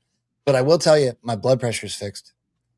Dave and Patrick, you guys both know I was struggling with blood pressure stuff about 6 or 8 months ago. Yes, we do. And I am right back to normal. So that is amazing. Grateful for that part. Awesome stuff. Yeah, dude. You there's a bunch of other people in your extended circle that are doing that, and like I said, fortunately, I guess I have the anxiety diet, so I don't have a need for it. But everybody else I know that I've talked to has had great success with that. So definitely check it out. When Melanie saw me at ThreadFest 3, she said, "Where's the rest of you?" And you'll be seeing a rerun of the Pat and Jeff show. And I am 20 pounds heavier. So it works. Oh, man. Yep. Joe, before we go to the space stuff, I just want to stick this in. This is just a one-parter, but this came out yesterday. And I think it's interesting keeping an eye on it because especially some of the language we've heard Trump use around California and Los Angeles recently, and it seems like they're ramping up the fraud. Trump told you after Minneapolis that LA and New York would be even worse. We haven't really seen much, some rumblings out of New York, but it seems like they're focusing on LA. And the wording that Trump used here in this clip and his Truth Social post is pretty interesting. Let's take a listen. You're going to see this Department of Justice pour all of our heart and soul into fraud cases all over this country for the foreseeable future. So the Trump administration is vowing to crack down on fraud, and this just in from the president. Vice President J.D. Vance, he says, is now in charge of fraud in the United States. It's massive and pervasive, and the job he will be doing, his focus will be everywhere, but primarily in those blue states where crooked Democrat politicians and numbers are so large that if successful, we would literally be able to balance our American budget. Raids have already started in L.A., and that's what we're talking about right now. He's talking about yesterday's massive healthcare fraud bust out in California. 8 people are now in custody, and these are just some of the first major arrests in coordination with the VP's big task force. Let's bring in Bill Asali. He is the first assistant U.S. attorney for the Central District of California. Bill, you were out there when these arrests were made. I want to talk about all of them, but specifically this couple, this doctor, nurse, husband, wife, who recruited beneficiaries who were not terminally ill, but then paid them to act like hospice patients. We're talking about almost $4 million defrauded of the federal government. How long was this going on? How were they able to do this? It was going on for years, and all of these schemes kind of operate very similarly. They get a hospice license from the state of California. You cannot bill Medicare for hospice without being licensed by the state of California. Those licenses are issued with no checking, no vetting. In fact, this couple has a criminal record, so they couldn't get the license, so they just put it under their daughter's name, but they continued to operate the hospice under their daughter's name, and they billed Medicare for over $4 million, and no one did anything about it until we arrested them yesterday morning, and we did that in coordination with the task force and the vice president, and this was our first opening big mass arrest under that new task force. And you're probably not getting any help from the governor there, Gavin Newsom. Here's what he said previously about how the state has been, he claims, targeting fraud for years and years. Watch. 2021, we did a moratorium on new hospice program. 280 we shuttered. We've been after this for years and years and years. We want an open hand, not a closed fist. We absolutely are here to be a partner to go after waste, fraud, and abuse. No one's denying these issues. But let's also not deny this is purely political. Okay, here's a different take, though. Here's a headline on Substack. Gavin Newsom's empire of fraud. Newsom is not untouchable, and the scale of fraud in California appears far larger than in Minnesota. Despite his claim to have taken decisive action against one form of fraud, the broader problem is real and ongoing. And taxpayers in California and across the country have reason to be furious. First off, I want to give a big hat tip to our good friend BB McGuire, because she was on a show with us, Joe, when all this stuff was happening in Minneapolis. Yes. And it was before any of this stuff broke. And she said, you know what I have a feeling is going to be next is we're going to start seeing massive Medicare and health care fraud, because that number is infinitely larger than any of this other stuff. And then the other interesting thing that I wanted to play that, obviously, because Trump's using the word raids. I find that interesting. I don't believe it's happening in real time. But if you remember when the stuff was popping off in Minnesota, that was happening simultaneously with all the anti-ICE protests. And if you remember, one of the normie narratives they were painting was that they were purposely using meaning the black hats, were purposely using the ICE protests to distract from the fraud exposure. So I guess my question is, if that's what the black hats have the ability to do, why aren't they doing that in LA now to take away from this?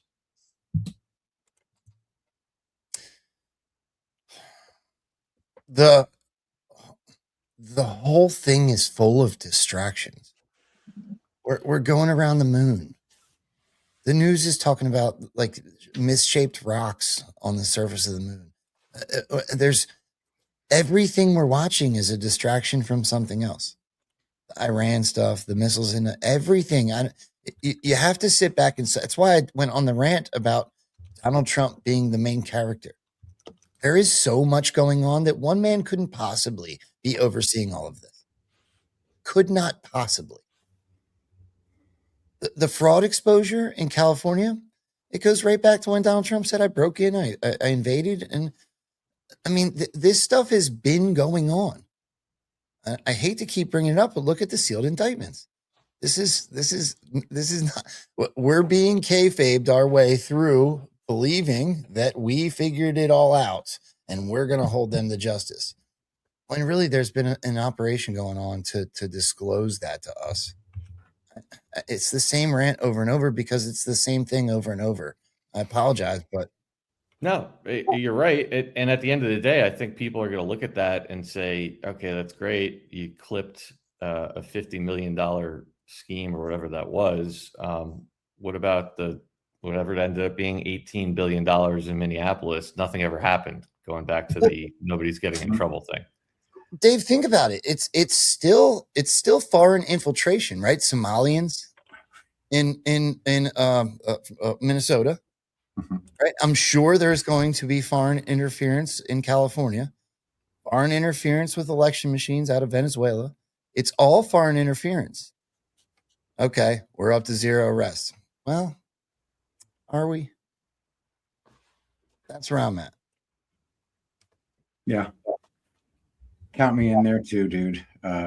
Anything this big, anything that is this complete, which is just fraud controlled by organized crime because organized crime literally took over the government. Anything like that has to be complete totalitarian control quietly where nobody knows it. That is a magic trick that I would have no idea how to execute. But it appears that it has been executed because we've been given enough evidence of deception on their part that it is happening. And Q describes it, in a general way how it works. But that's the only explanation that happens to fit the facts that we have at our to observe. Well, Dave, go ahead. No, I was just going to add to that. The obviously the sealed indictments. Everyone's sick of hearing about that. I get it. But to me, Patrick, one of the best pieces of evidence is that this stuff has been happening behind the scenes. Is the fact that if you take the aggregated anon community, right? And all the number of podcasts and posts that we have in a given week, it's got to be into the tens or hundreds of millions. It's big, Yeah. right? When you combine Twitter and TikTok and all the people that are talking about the theories we have, we all seem to believe this is happening. We all share millions of pages of evidence on these people every week and have for the last 9 years. And not one of these players has fled the country. Besides like Rosie O'Donnell. What does that tell you? Not one of them has disappeared. What does that tell you? Do you want to know what else could be by design, Dave? Consider this. I'm going to throw something at you guys. I want to hear your opinion. Everybody's running around going 0 arrests. Nobody's been arrested, right? Okay. Because no one's going to consider an arrest legitimate unless it's Tom Hanks or, pick your poison, right? Somebody on the list, Rosie O'Donnell, whoever. Meanwhile, Ayatollah is dead. His son's a fag. We just had mass arrests in California. All of the messaging coming out of Minnesota is when they open the door, some of them even said, do you not know what's happening?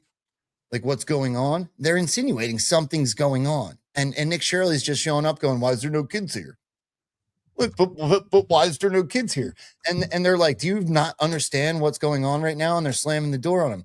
That quote has been stuck in my mind ever since she said it. That insinuates something's going on.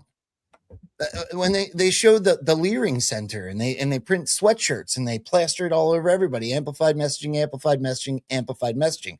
Well, we go back and we look at the Leering Center, and it hasn't been a Leering Center. It was a restaurant for like 4 years. They're caught red-handed. Right. Giving us old stuff. Old stuff. There's arrests going on all over the place. I mean, that clip, I pulled the same clip, Dave. Mass arrest is what he just called that in California. But we're having 0 because it's not Tom Hanks. So is that a distraction while it works its way up? See what I'm saying? Bill Clinton even said, I don't want to go to Colorado Supermax. I'd rather go to Gitmo. How is nobody putting all of these things together?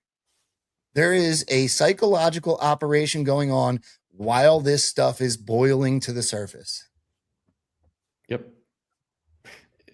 And meanwhile, people are being presented with the only ones that are being arrested over big issues are folks like Tina Peters, which I find interesting that it seems like there's news about her every time Trump seems to do something with elections. Earlier this week, he signed an executive order on mail-in balloting, right? And they gave that big press conference with Lutnick in the Oval. And what was it, a day or two later, we get news about Tina Peters, that her 9-year prison sentence has been thrown out.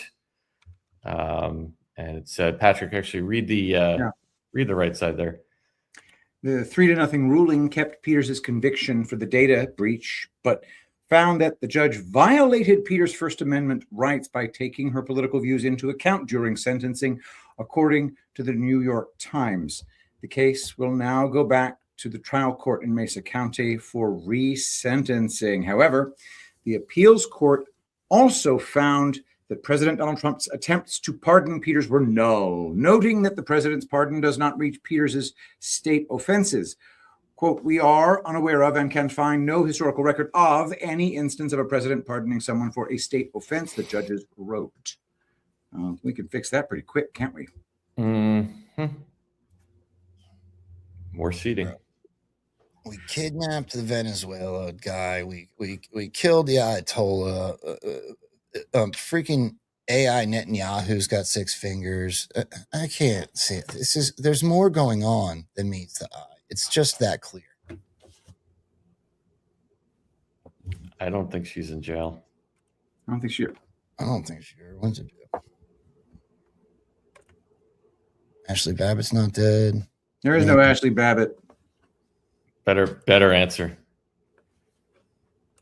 Right. You know what else there is? There's transition to military power. Yes. Do we all forget about that? What? Who? I don't forget. Y'all forget about this. I am of the almost 25,000 National Guardsmen who have come in from all 50 states and territories to help support the Secret Service and the police departments with a peaceful transition of military power.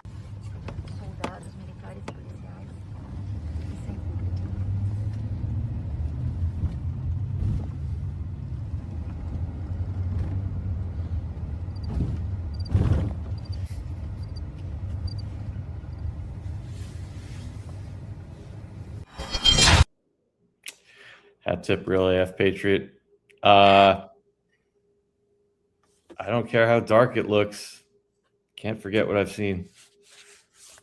No kidding. Can't forget what I've seen. Forget, man. If anybody thinks that we caged in DC, what was it? 2,500 National Guard. 25,000 from all 50 states. Right. That was because of COVID. For a peaceful transition, did you say? Peaceful transition of military power. Yeah, he did it with a mask on purpose. Peaceful transition of military power. By the way, and Mayor Bowser, because of the arrangement of the National Guard in DC, she can call in the DC National Guard. She cannot call in all 50 states. There's only one person who can. That means that Donald Trump did that. There's no other answer. Mayor Bowser can call in her National Guard as the one that is stationed within, because she is the chief executive because of the arrangement in DC. They told you she, with Pelosi, called in the 25,000 guards from all 50 states. That ain't possible. You know what? I think most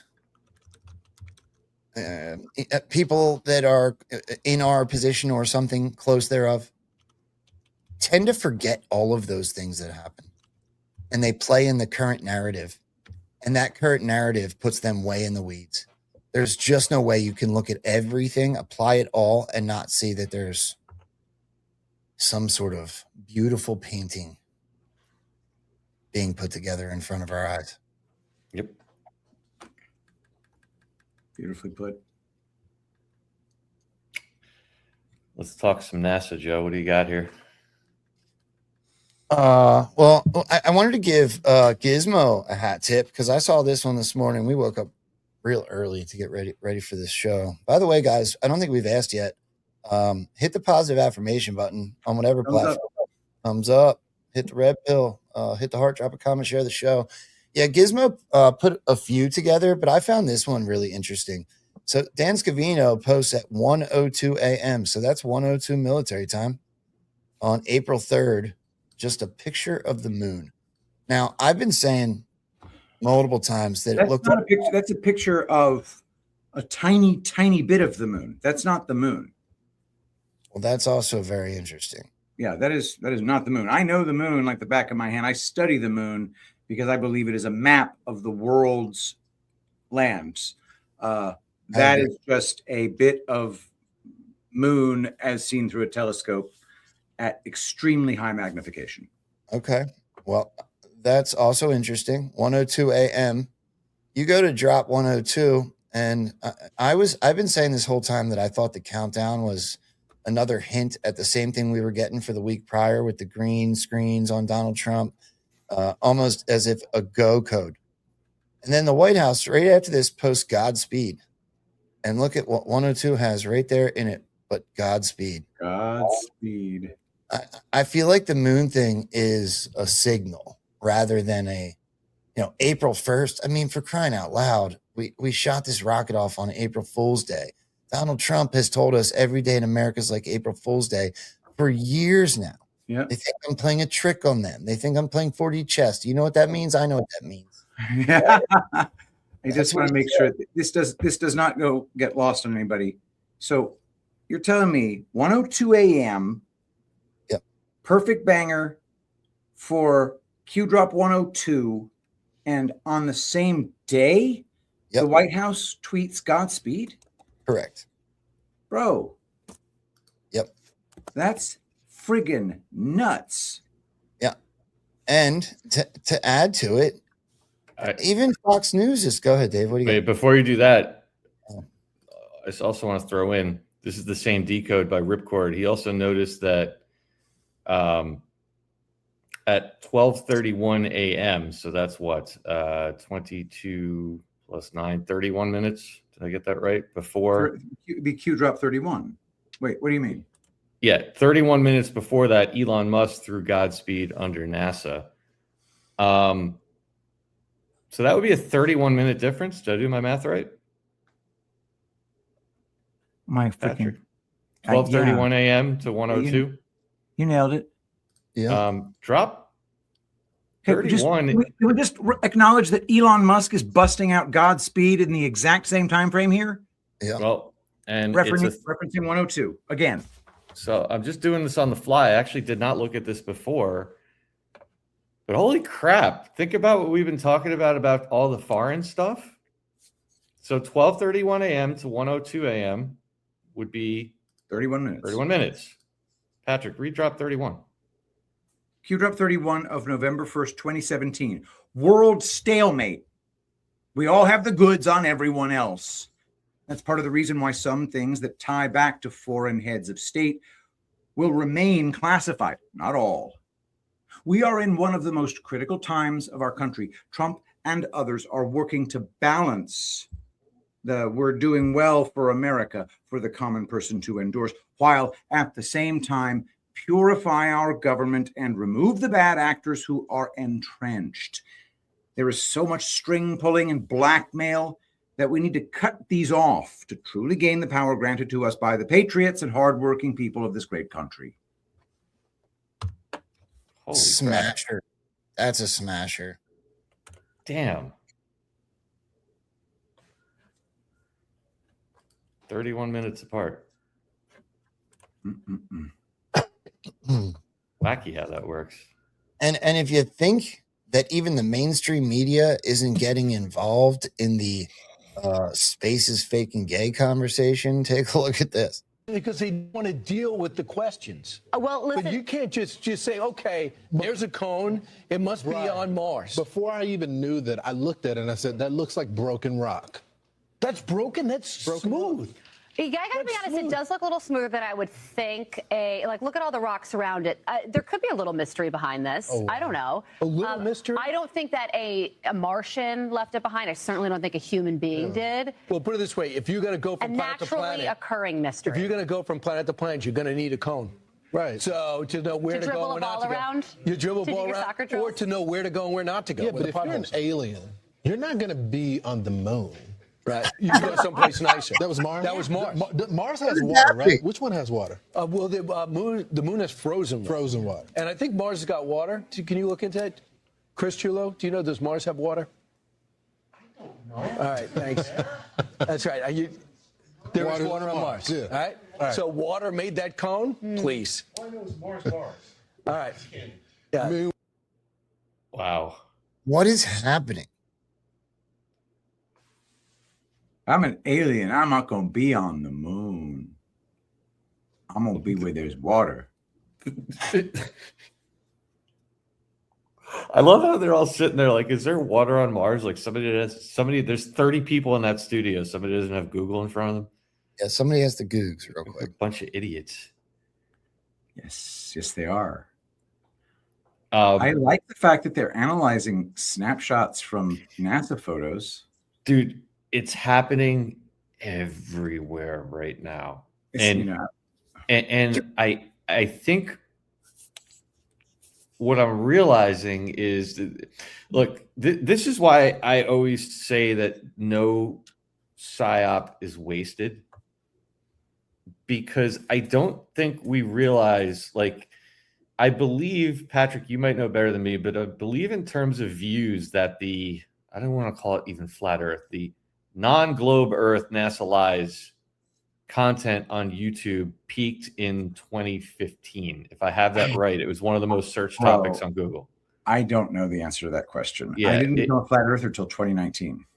Okay. Well, I from the flat Earth, and I hate calling that, channels and content creators that I've listened to, my understanding is it peaked about 2015. I think it was one of the most searched terms on Google in the year 2015, and that's when they started squashing everything. But what I'm getting at is, like, I don't think people realize, like, when the amount of content that's been built up on any of these particular topics is so vast. That's why General Flynn said 10 years ago that we have an army of digital soldiers, that when you now deploy something like this moon mission, it's like putting gasoline on a fire, because you just give everyone the opportunity to take all this stuff and just flood the zone with it. So, you know, it's just like I say about the COVID stuff and the Biden stuff, like, all they got to do is put out one little thing. Like, every time somebody now mentions something, like when Donald Trump and Jim Brewer did that podcast and they started talking about Biden wearing a mask, like the next day, everyone went to all their archives and, like, bang, you get this flood. So they've set it up to do this to recycle all of this content. And then you have guys like now when you see it trickling over to Fox News, like, what does that tell you? That's why they're doing all this. They've done it on so many topics too. If you remember back, remember when Oprah had a blue roof and we were talking about directed energy weapons, and then Joe Biden comes out and said that some of the houses burnt down because they didn't have the right roof on them. Mm-hmm. They've done this with so many topics. It's absurd. And the space one coming back around like this while we're talking about angels or demons. Literally the vice president of the United States saying, I think they're demons.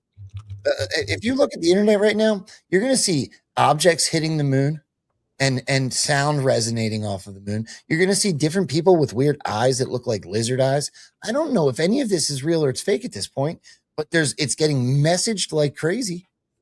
Like crazy. And even in the darkness, we glow. Okay, you feds. You just admitted your glowies. And it's a little stretched because of the way the slide did it. But if you look at the cloud patterns, that's the same effing image. Of course it is. They're so awful. By the way, NASA's always been this terrible. But you're going to read the tweets? Nah, you don't have to. But okay, so for those of you just listening, it's side-by-side NASA posts. One of them has a fully lit up Earth pic from space.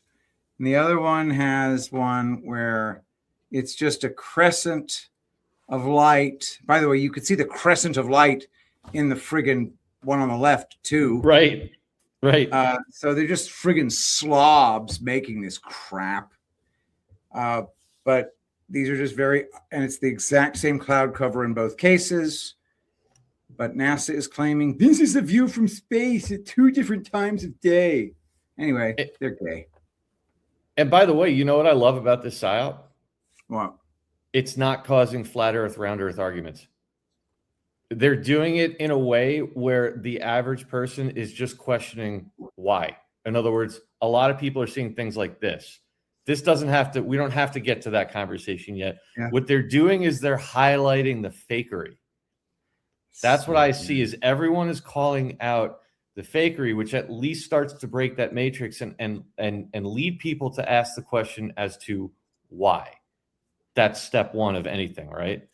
The mainstream media, they're lying to us. Why? COVID was lying to us. Why? Right? That's what I see so far. Yeah, in some sections, of course, the flat earthers are taking victory laps right now. But most of the content I'm seeing is exactly that. Why? Why are they faking things? Why am I seeing anomalies? And Joe, I think it was Ripcord highlighted this. So in that last one, I just thought this was funny that they're literally admitting it. Even in darkness, we glow. And for those that aren't familiar, the CIA term, Patrick? Glowy. Normally used for the CIA, but also used for agencies like the ATF, FBI, etc. Their inability to blend into the native population's habits, patterns, and speech makes them stick out like a sore thumb to the population. Hence, they glow in the dark. Glowy. We glow. It's a term that's been used on the board since the beginning. Yep. That's as far as I'm concerned. Can you throw that slide back up real quick while I say this? The planets or the glowy? Planets. As far as I'm concerned, when you show the exact same picture with a shaded filter over top of it, and you say, even in the darkness we glow, that is a direct admission to this being a fake picture. They're saying we don't fit in. This is not going to fit into reality. This is going to glow. They're admitting what they just did. That is not unintentional.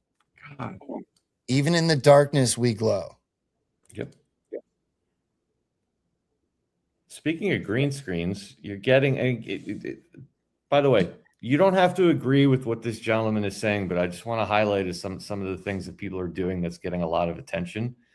We know they use green screens. We've seen the wires, but this is the analysis that people are doing that's getting circulated. And this is what I'm saying. What he's doing here doesn't get into what shape the Earth is. He's just highlighting things that don't add up.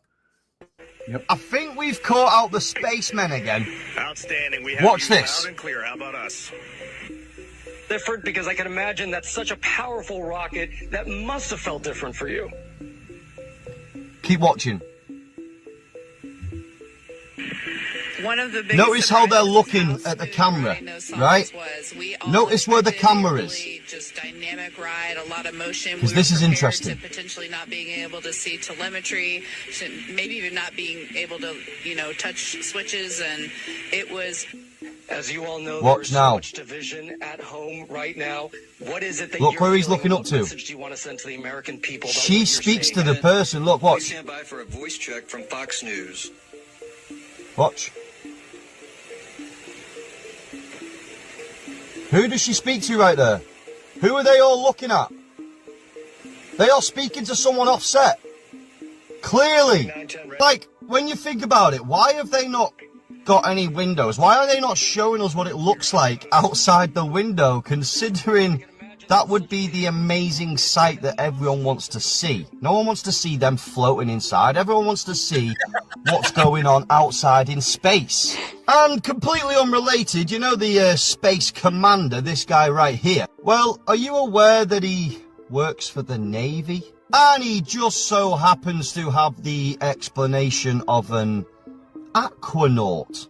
That's where they practice. And, completely unrelated once again, did you know that NASA in Texas, Houston, has a underwater replica of the ISS, what they use for training? I mean, just imagine how easy it would be to change the green screen and just make this look like it was in space. Hey, nothing to see here. I'm sure it's just a coincidence. This guy is also an aquanaut. All right. Water above, water below. But dude, that doesn't matter, right? What that's the kind of thing that you just, if you're trying to open somebody's mind, like, that's the way to do it. That dude doesn't mention fake. He doesn't mention flat earth. He doesn't mention any of it. He's just showing people this stuff. This doesn't add up. Speaking to people off camera when the whole crew is on camera is damning. Right. They're looking at the director.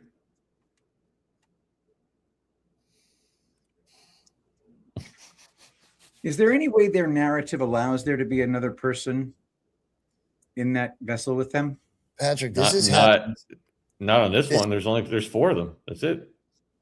This happened so many times too. This is not the first. Yeah, it's just constant. This is not even in the top quartile in egregiousness. Joe Biden forgot all those astronauts up there, and they got interviewed. It's perfect. To ask how someone interviewed them. So we forgot them up there, but we sent somebody up to put a mic in their face. the You guys remember that time that Buzz Aldrin told Conan O'Brien that we didn't watch a real moon landing? Talk about this because this is fascinating. I remember very clearly. I think anybody who was alive at the time does. I remember my parents waking me up and we went down and we watched you guys land on the moon. No, which you was didn't. No, you didn't. What? Because there wasn't any television. There wasn't anybody taking a picture. You watched animation. See, you associated what you saw with. I have very hazy memories. I know. Well, no, but what we saw was we all were gathered around the old curved top radio me and listened. Talking about how many feet we were going to the left and right, and then I said contact light, engine stop. It was and a few exciting. other things, and then Neil said, Houston, Tranquility Base, the Eagle has landed. Man, how about that? That was very exciting. Not a bad line. Yeah. This was not a bad line. I love when the little girl asked him too. That's the best one. Yeah, that's my favorite. I just got two more. I just think this is just interesting. This is all happening at the same time. Did you guys hear the 911 call from this missing general? No. All right. Well, let me start with just the latest that we're getting out of Tim Burchett about this dude, because apparently this missing general had the keys to the castle when it comes to a lot of this stuff. This is just some of the latest I saw out there. So again, Joe, we covered it on Thursday. You know, all this aliens, demons. We don't even have time to get everything. Advanced civilizations on other planets. That was on Benny Johnson the other day. Pierce Morgan had a whole thing about that. You get the whole. All this is flooding the zone at the same time that this is happening. Probably a coincidence. Burchett was straight up asked, "Are we alone?" And he said no. Yep. Take a listen to this. What happened with this two-star general? He's the guy that was had a lot of nuclear secrets and was allegedly the gatekeeper. And I've been told by several sources that he was the gatekeeper for the UFO stuff. And of course, his family says, "Oh, he didn't have anything to do with UFO." But these people are people of honor. Well, they didn't want to die either. Yeah, and they don't tell their family. So their family isn't a target. And Congressman, I understand there's others too, right? I was seeing that there's like a whole bunch of scientists that are also tied to some top secret stuff. Yes, ma'am. The lady that disappeared, she had a lot to do with the metallurgy, the top secret metallurgy that we use in some of our missiles and stuff. I mean, it all just kind of fits together. And it's a very small fraternity. And anytime one of them, something happens to one, the others take note of it. And I was briefed this past week, and I'll just say that that group is very nervous. They are very nervous about what's going on. What happened? So, wow, did that upset Joe that much? Oh, there you go. No, I'm here. All right, puppy. So I don't know. I just find it interesting that as more and more people are speaking out openly about this stuff, we're also being presented with a counter narrative that all these people are disappearing. It doesn't really add up to me. Now, specifically, who's disappearing? You know what? I don't have it written down. This is a 2-star, I believe, general that worked extensively on UAP, UFO programs, advanced weaponry, things like that. He disappeared. I'm going to play the night. We supposedly got a 911 call. It's him, and then they've come up with a list of like 5 or 6 other scientists, all which have connections. So they're painting the picture that somebody is offing is. They're not even. I wouldn't even say they're painting it. A lot of these guys are outright saying it, that they believe that as we are getting closer to disclosure, all these people are being disappeared because whoever they is, probably they're going to point that to Israel too, who the hell knows, doesn't want this stuff coming out. Yet the vice president's going out there and talking about it with Benny Johnson. Okay. And calling it, saying, hey, it's not aliens, it's demons, which is... Right. I mean, it's one thing when Tucker says it, but he's the vice president of the United States. Right. I think. And he giggles through it. Like, oh, I got 3 more years. I'm going to find out. I'm deeply vested in this. Yeah, I think they're demons. Giggle, giggle. You know who hasn't really said a word about it is Trump. Oh yeah, he knocked Obama. Right, just that. Well, yeah. He said Trump did it in his way. Obama said it, and Trump said, "Well, he's not supposed to be giving classified information." Okay, so you're saying there is Trump? No, I'm saying what Barack Obama did was wrong. Right. Wait a damn second, my man. If that's classified information you're accusing of Barack Obama putting out, then you're insinuating that there's something to it. Well, maybe I'll get him out of trouble and I'll unclassify it, is what he said next. Holy crap. Yep. So they just released this the other day. This is supposedly the 911 call from the wife when this general with all the keys to the UFO stuff went missing. How may I help you? Hi, April. My name is Susan Wilkerson. My husband is missing. Okay. And it's been about 3 hours, and I have some indication that he must have planned not to be found. He's left his phone. He changed his clothes. Stop. Where's Kathy? She reaches the conclusion 17 seconds. That's probably a coincidence, actually. But she literally reaches the conclusion 17 seconds into, oh, yeah, I think he planned not to be found. Just want to let you know. Oh, this poor woman. This poor woman that already knew he was doing it. Yeah. But she's without her husband now. Either way. Is she? I'll see you in Valhalla. Oh, yeah, I hope so. And that he must have planned not to be found. He's left his phone. He changed his clothes into I don't know what. I think he's on foot. All of our cars and bicycles are in the garage. I left for a doctor's appointment at about 11:10, and he was here at that time at the house. And I got back from that at noon, and he was gone. He turned it off and left it behind, which seems kind of deliberate because he's always got his phone. He has a smartwatch. I don't know if that's with him or not. Has he ever done this before? Never. Nothing even remotely like it. He's a retired Air Force Major General. He's very responsible, but he's also facing some medical issues. Do you have any video at your home? No. Has he been diagnosed with any mental disorders or anything like that? Well, we've been seeing a doc for both physical and mental in terms of anxiety, short-term memory loss, lack of sleep. The same doc I went to see today. Does he carry any weapons on him? Well, not generally. He does have a gun safe, and I went to look in the gun safe to see if anything was missing, but I couldn't tell if anything was. He has quite a number of pistols and rifles. Other than saying if his brain and body keep deteriorating, he didn't want to live like that. But it seemed to me that was just a, man, I hate how this is going kind of thing, because I told him, yes, you do. Yes, you do. Okay. We're going to send some deputies up to talk to you, see if we can search a little bit and see what's going on, okay? Sure. Thank you very much. You're welcome.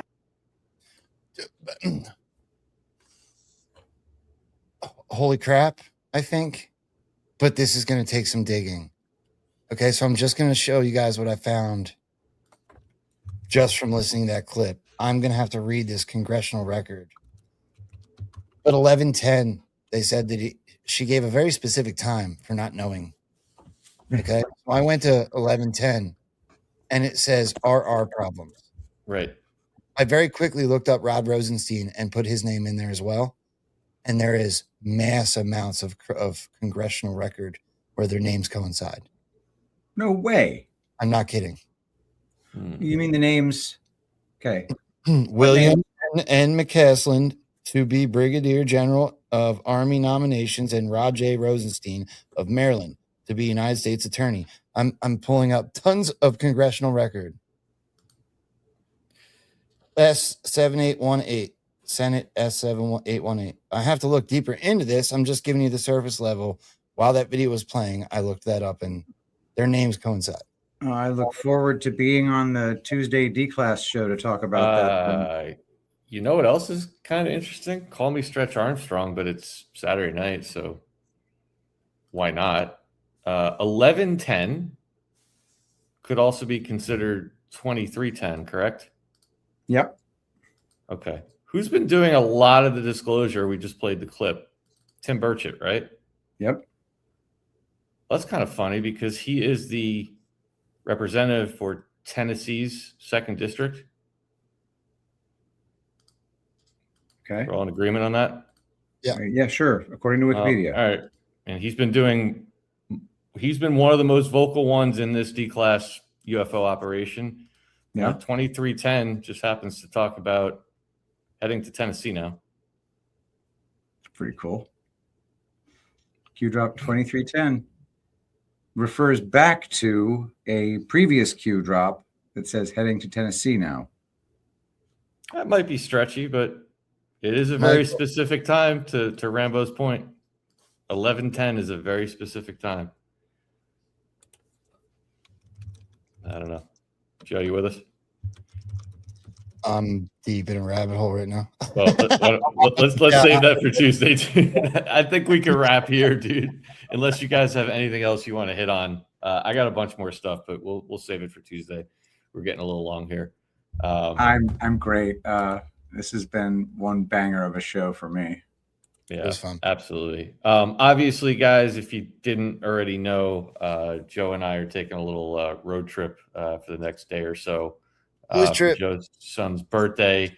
So we did get up early today and record this. It is current. It's today. We didn't do it days ago. So appreciate you guys bearing with us on that. But obviously, we will do our best on the road to pop into the chat and thank people. But of course, we can't individually thank anybody for your rants or subs or red pills or anything like that. But we want to sincerely thank you guys for being here with us. As always, your support is incredible.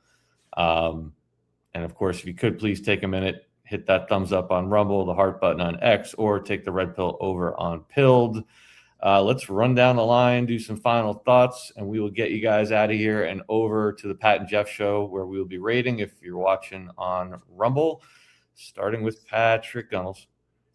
Guys, check out Rumble. P. Gunnels. It will be a Tartaria episode with Jeff and Pat.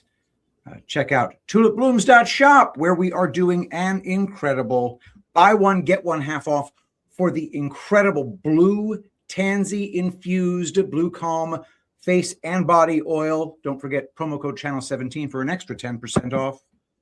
And then, of course, you can find me on Twitter, pgunnels1. Don't forget to hit the like button on this video so we can be on the leaderboard. We love that. So thanks a bunch. Yep. I want to just, before we go to Joe real quick, thank you guys. We had an incredible show last night with these two fine gentlemen, Kate and Belushi. And because of you guys smashing that thumbs up button, you threw us up at number 4 on the leaderboard, which I think is one of the highest ever, if not the highest ever, for an open line show. So, and that is simply up there with a lot of big names, and that's simply because you guys take the time to do that. So we greatly appreciate that. Joe, go ahead, brother. You actually were sitting at number 3 for about 10 hours. And the only shows ahead of that call-in show are all legendary. It's X22 Report, and We Know, and Dan Bongino. Bro, for that show to be sitting up there with names like that, I don't know how to say thank you to everybody, but thank you. And thank you to our callers, because think about that. That's a show that is made by this community. That's why that makes me so proud. I mean, we had a rock star panel last night, of course. So cool. But at the end of the day, the content of that show for 3 hours is made by you guys, by your calls. That's why I think that's so cool. So thank you for that. Joe, go ahead, brother. Final thoughts, anything else you want to talk about? Yeah, look, we're grassroots as they come. This is literally just a bunch of guys that got together and started doing podcasts. Patrick's obviously been doing it longer than us. He's got a history, but Dave and I, second gen, for you guys to do something like that is really, really cool. So thank you for hitting that positive affirmation button. Thank you guys for being a part of it. I'll see you guys on Tuesday for D-Class at 2 p.m., the Rambo and Friends version with Patrick and Dave, just like we do here on Saturday nights. And with that, I just want to say thank you for being patient. It's Easter weekend. It's my son's birthday just on the 2nd, 2 days ago. And we're going to try to go have some fun on a boys' weekend. Me, Dave, another really close friend from the neighborhood, and my son. Just the four of us, just the boys going down to hang out in the Keys. I've never been there before, so I'm really looking forward to it. I'm going to run and get a shower now, and we're off. So thank you guys for being patient with that, and I'll see you guys all on Tuesday. Thank you. Yep. Guys, tomorrow night, 8:30 p.m. Eastern Daylight Time, episode 4 of Breaking the System with myself, Patrick Gunnels, and the great Eric Carlson. Guys, you've embraced that show. I think every one of those shows has been in the 70 to 80,000 view range, which is just really incredible to see. So obviously, it's what we're doing seems to be resonating with everybody. If you haven't checked it out yet, and you're interested in learning more about kind of the Anon's view of our financial system on a high level without too much fluff and noise, and kind of just how all that stuff, everything that's happening right now relates to this greater operation, check that out. That'll be on here, the P. Gunnels channel. Also, we'll be streaming on Eric's Substack, all the regular places. Tomorrow night is titled The History of a CIA-Run Economy, Part 1, Part 1 of a 2-part series. Very, very interesting stuff historically. So I hope you guys will check that out tomorrow night, 8:30 p.m. Eastern. And of course, the three of us will be back on Tuesday at 2 p.m. Eastern, daytime side of D-Class on all platforms. Hope you guys all have a very, very happy Easter. I want to thank our admins and mods, Carrie Cat, Claudia Doug, Magadai 1776. And of course, thanks to each and every one of you guys for tuning into all of our shows and supporting us. Once again, guys, have a happy Easter. Enjoy the rest of your weekend, and we will see you guys on the next one. Have a great night, everybody. Take care. Peace.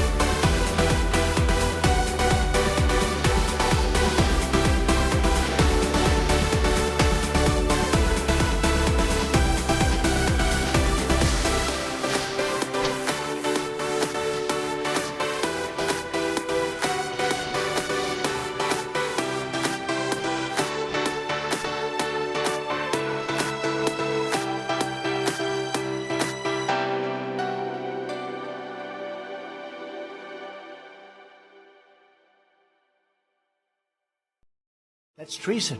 That's treason. They say, holy shit, they caught us. They caught us. What storm, Mr. President? You'll find out. No, transportation.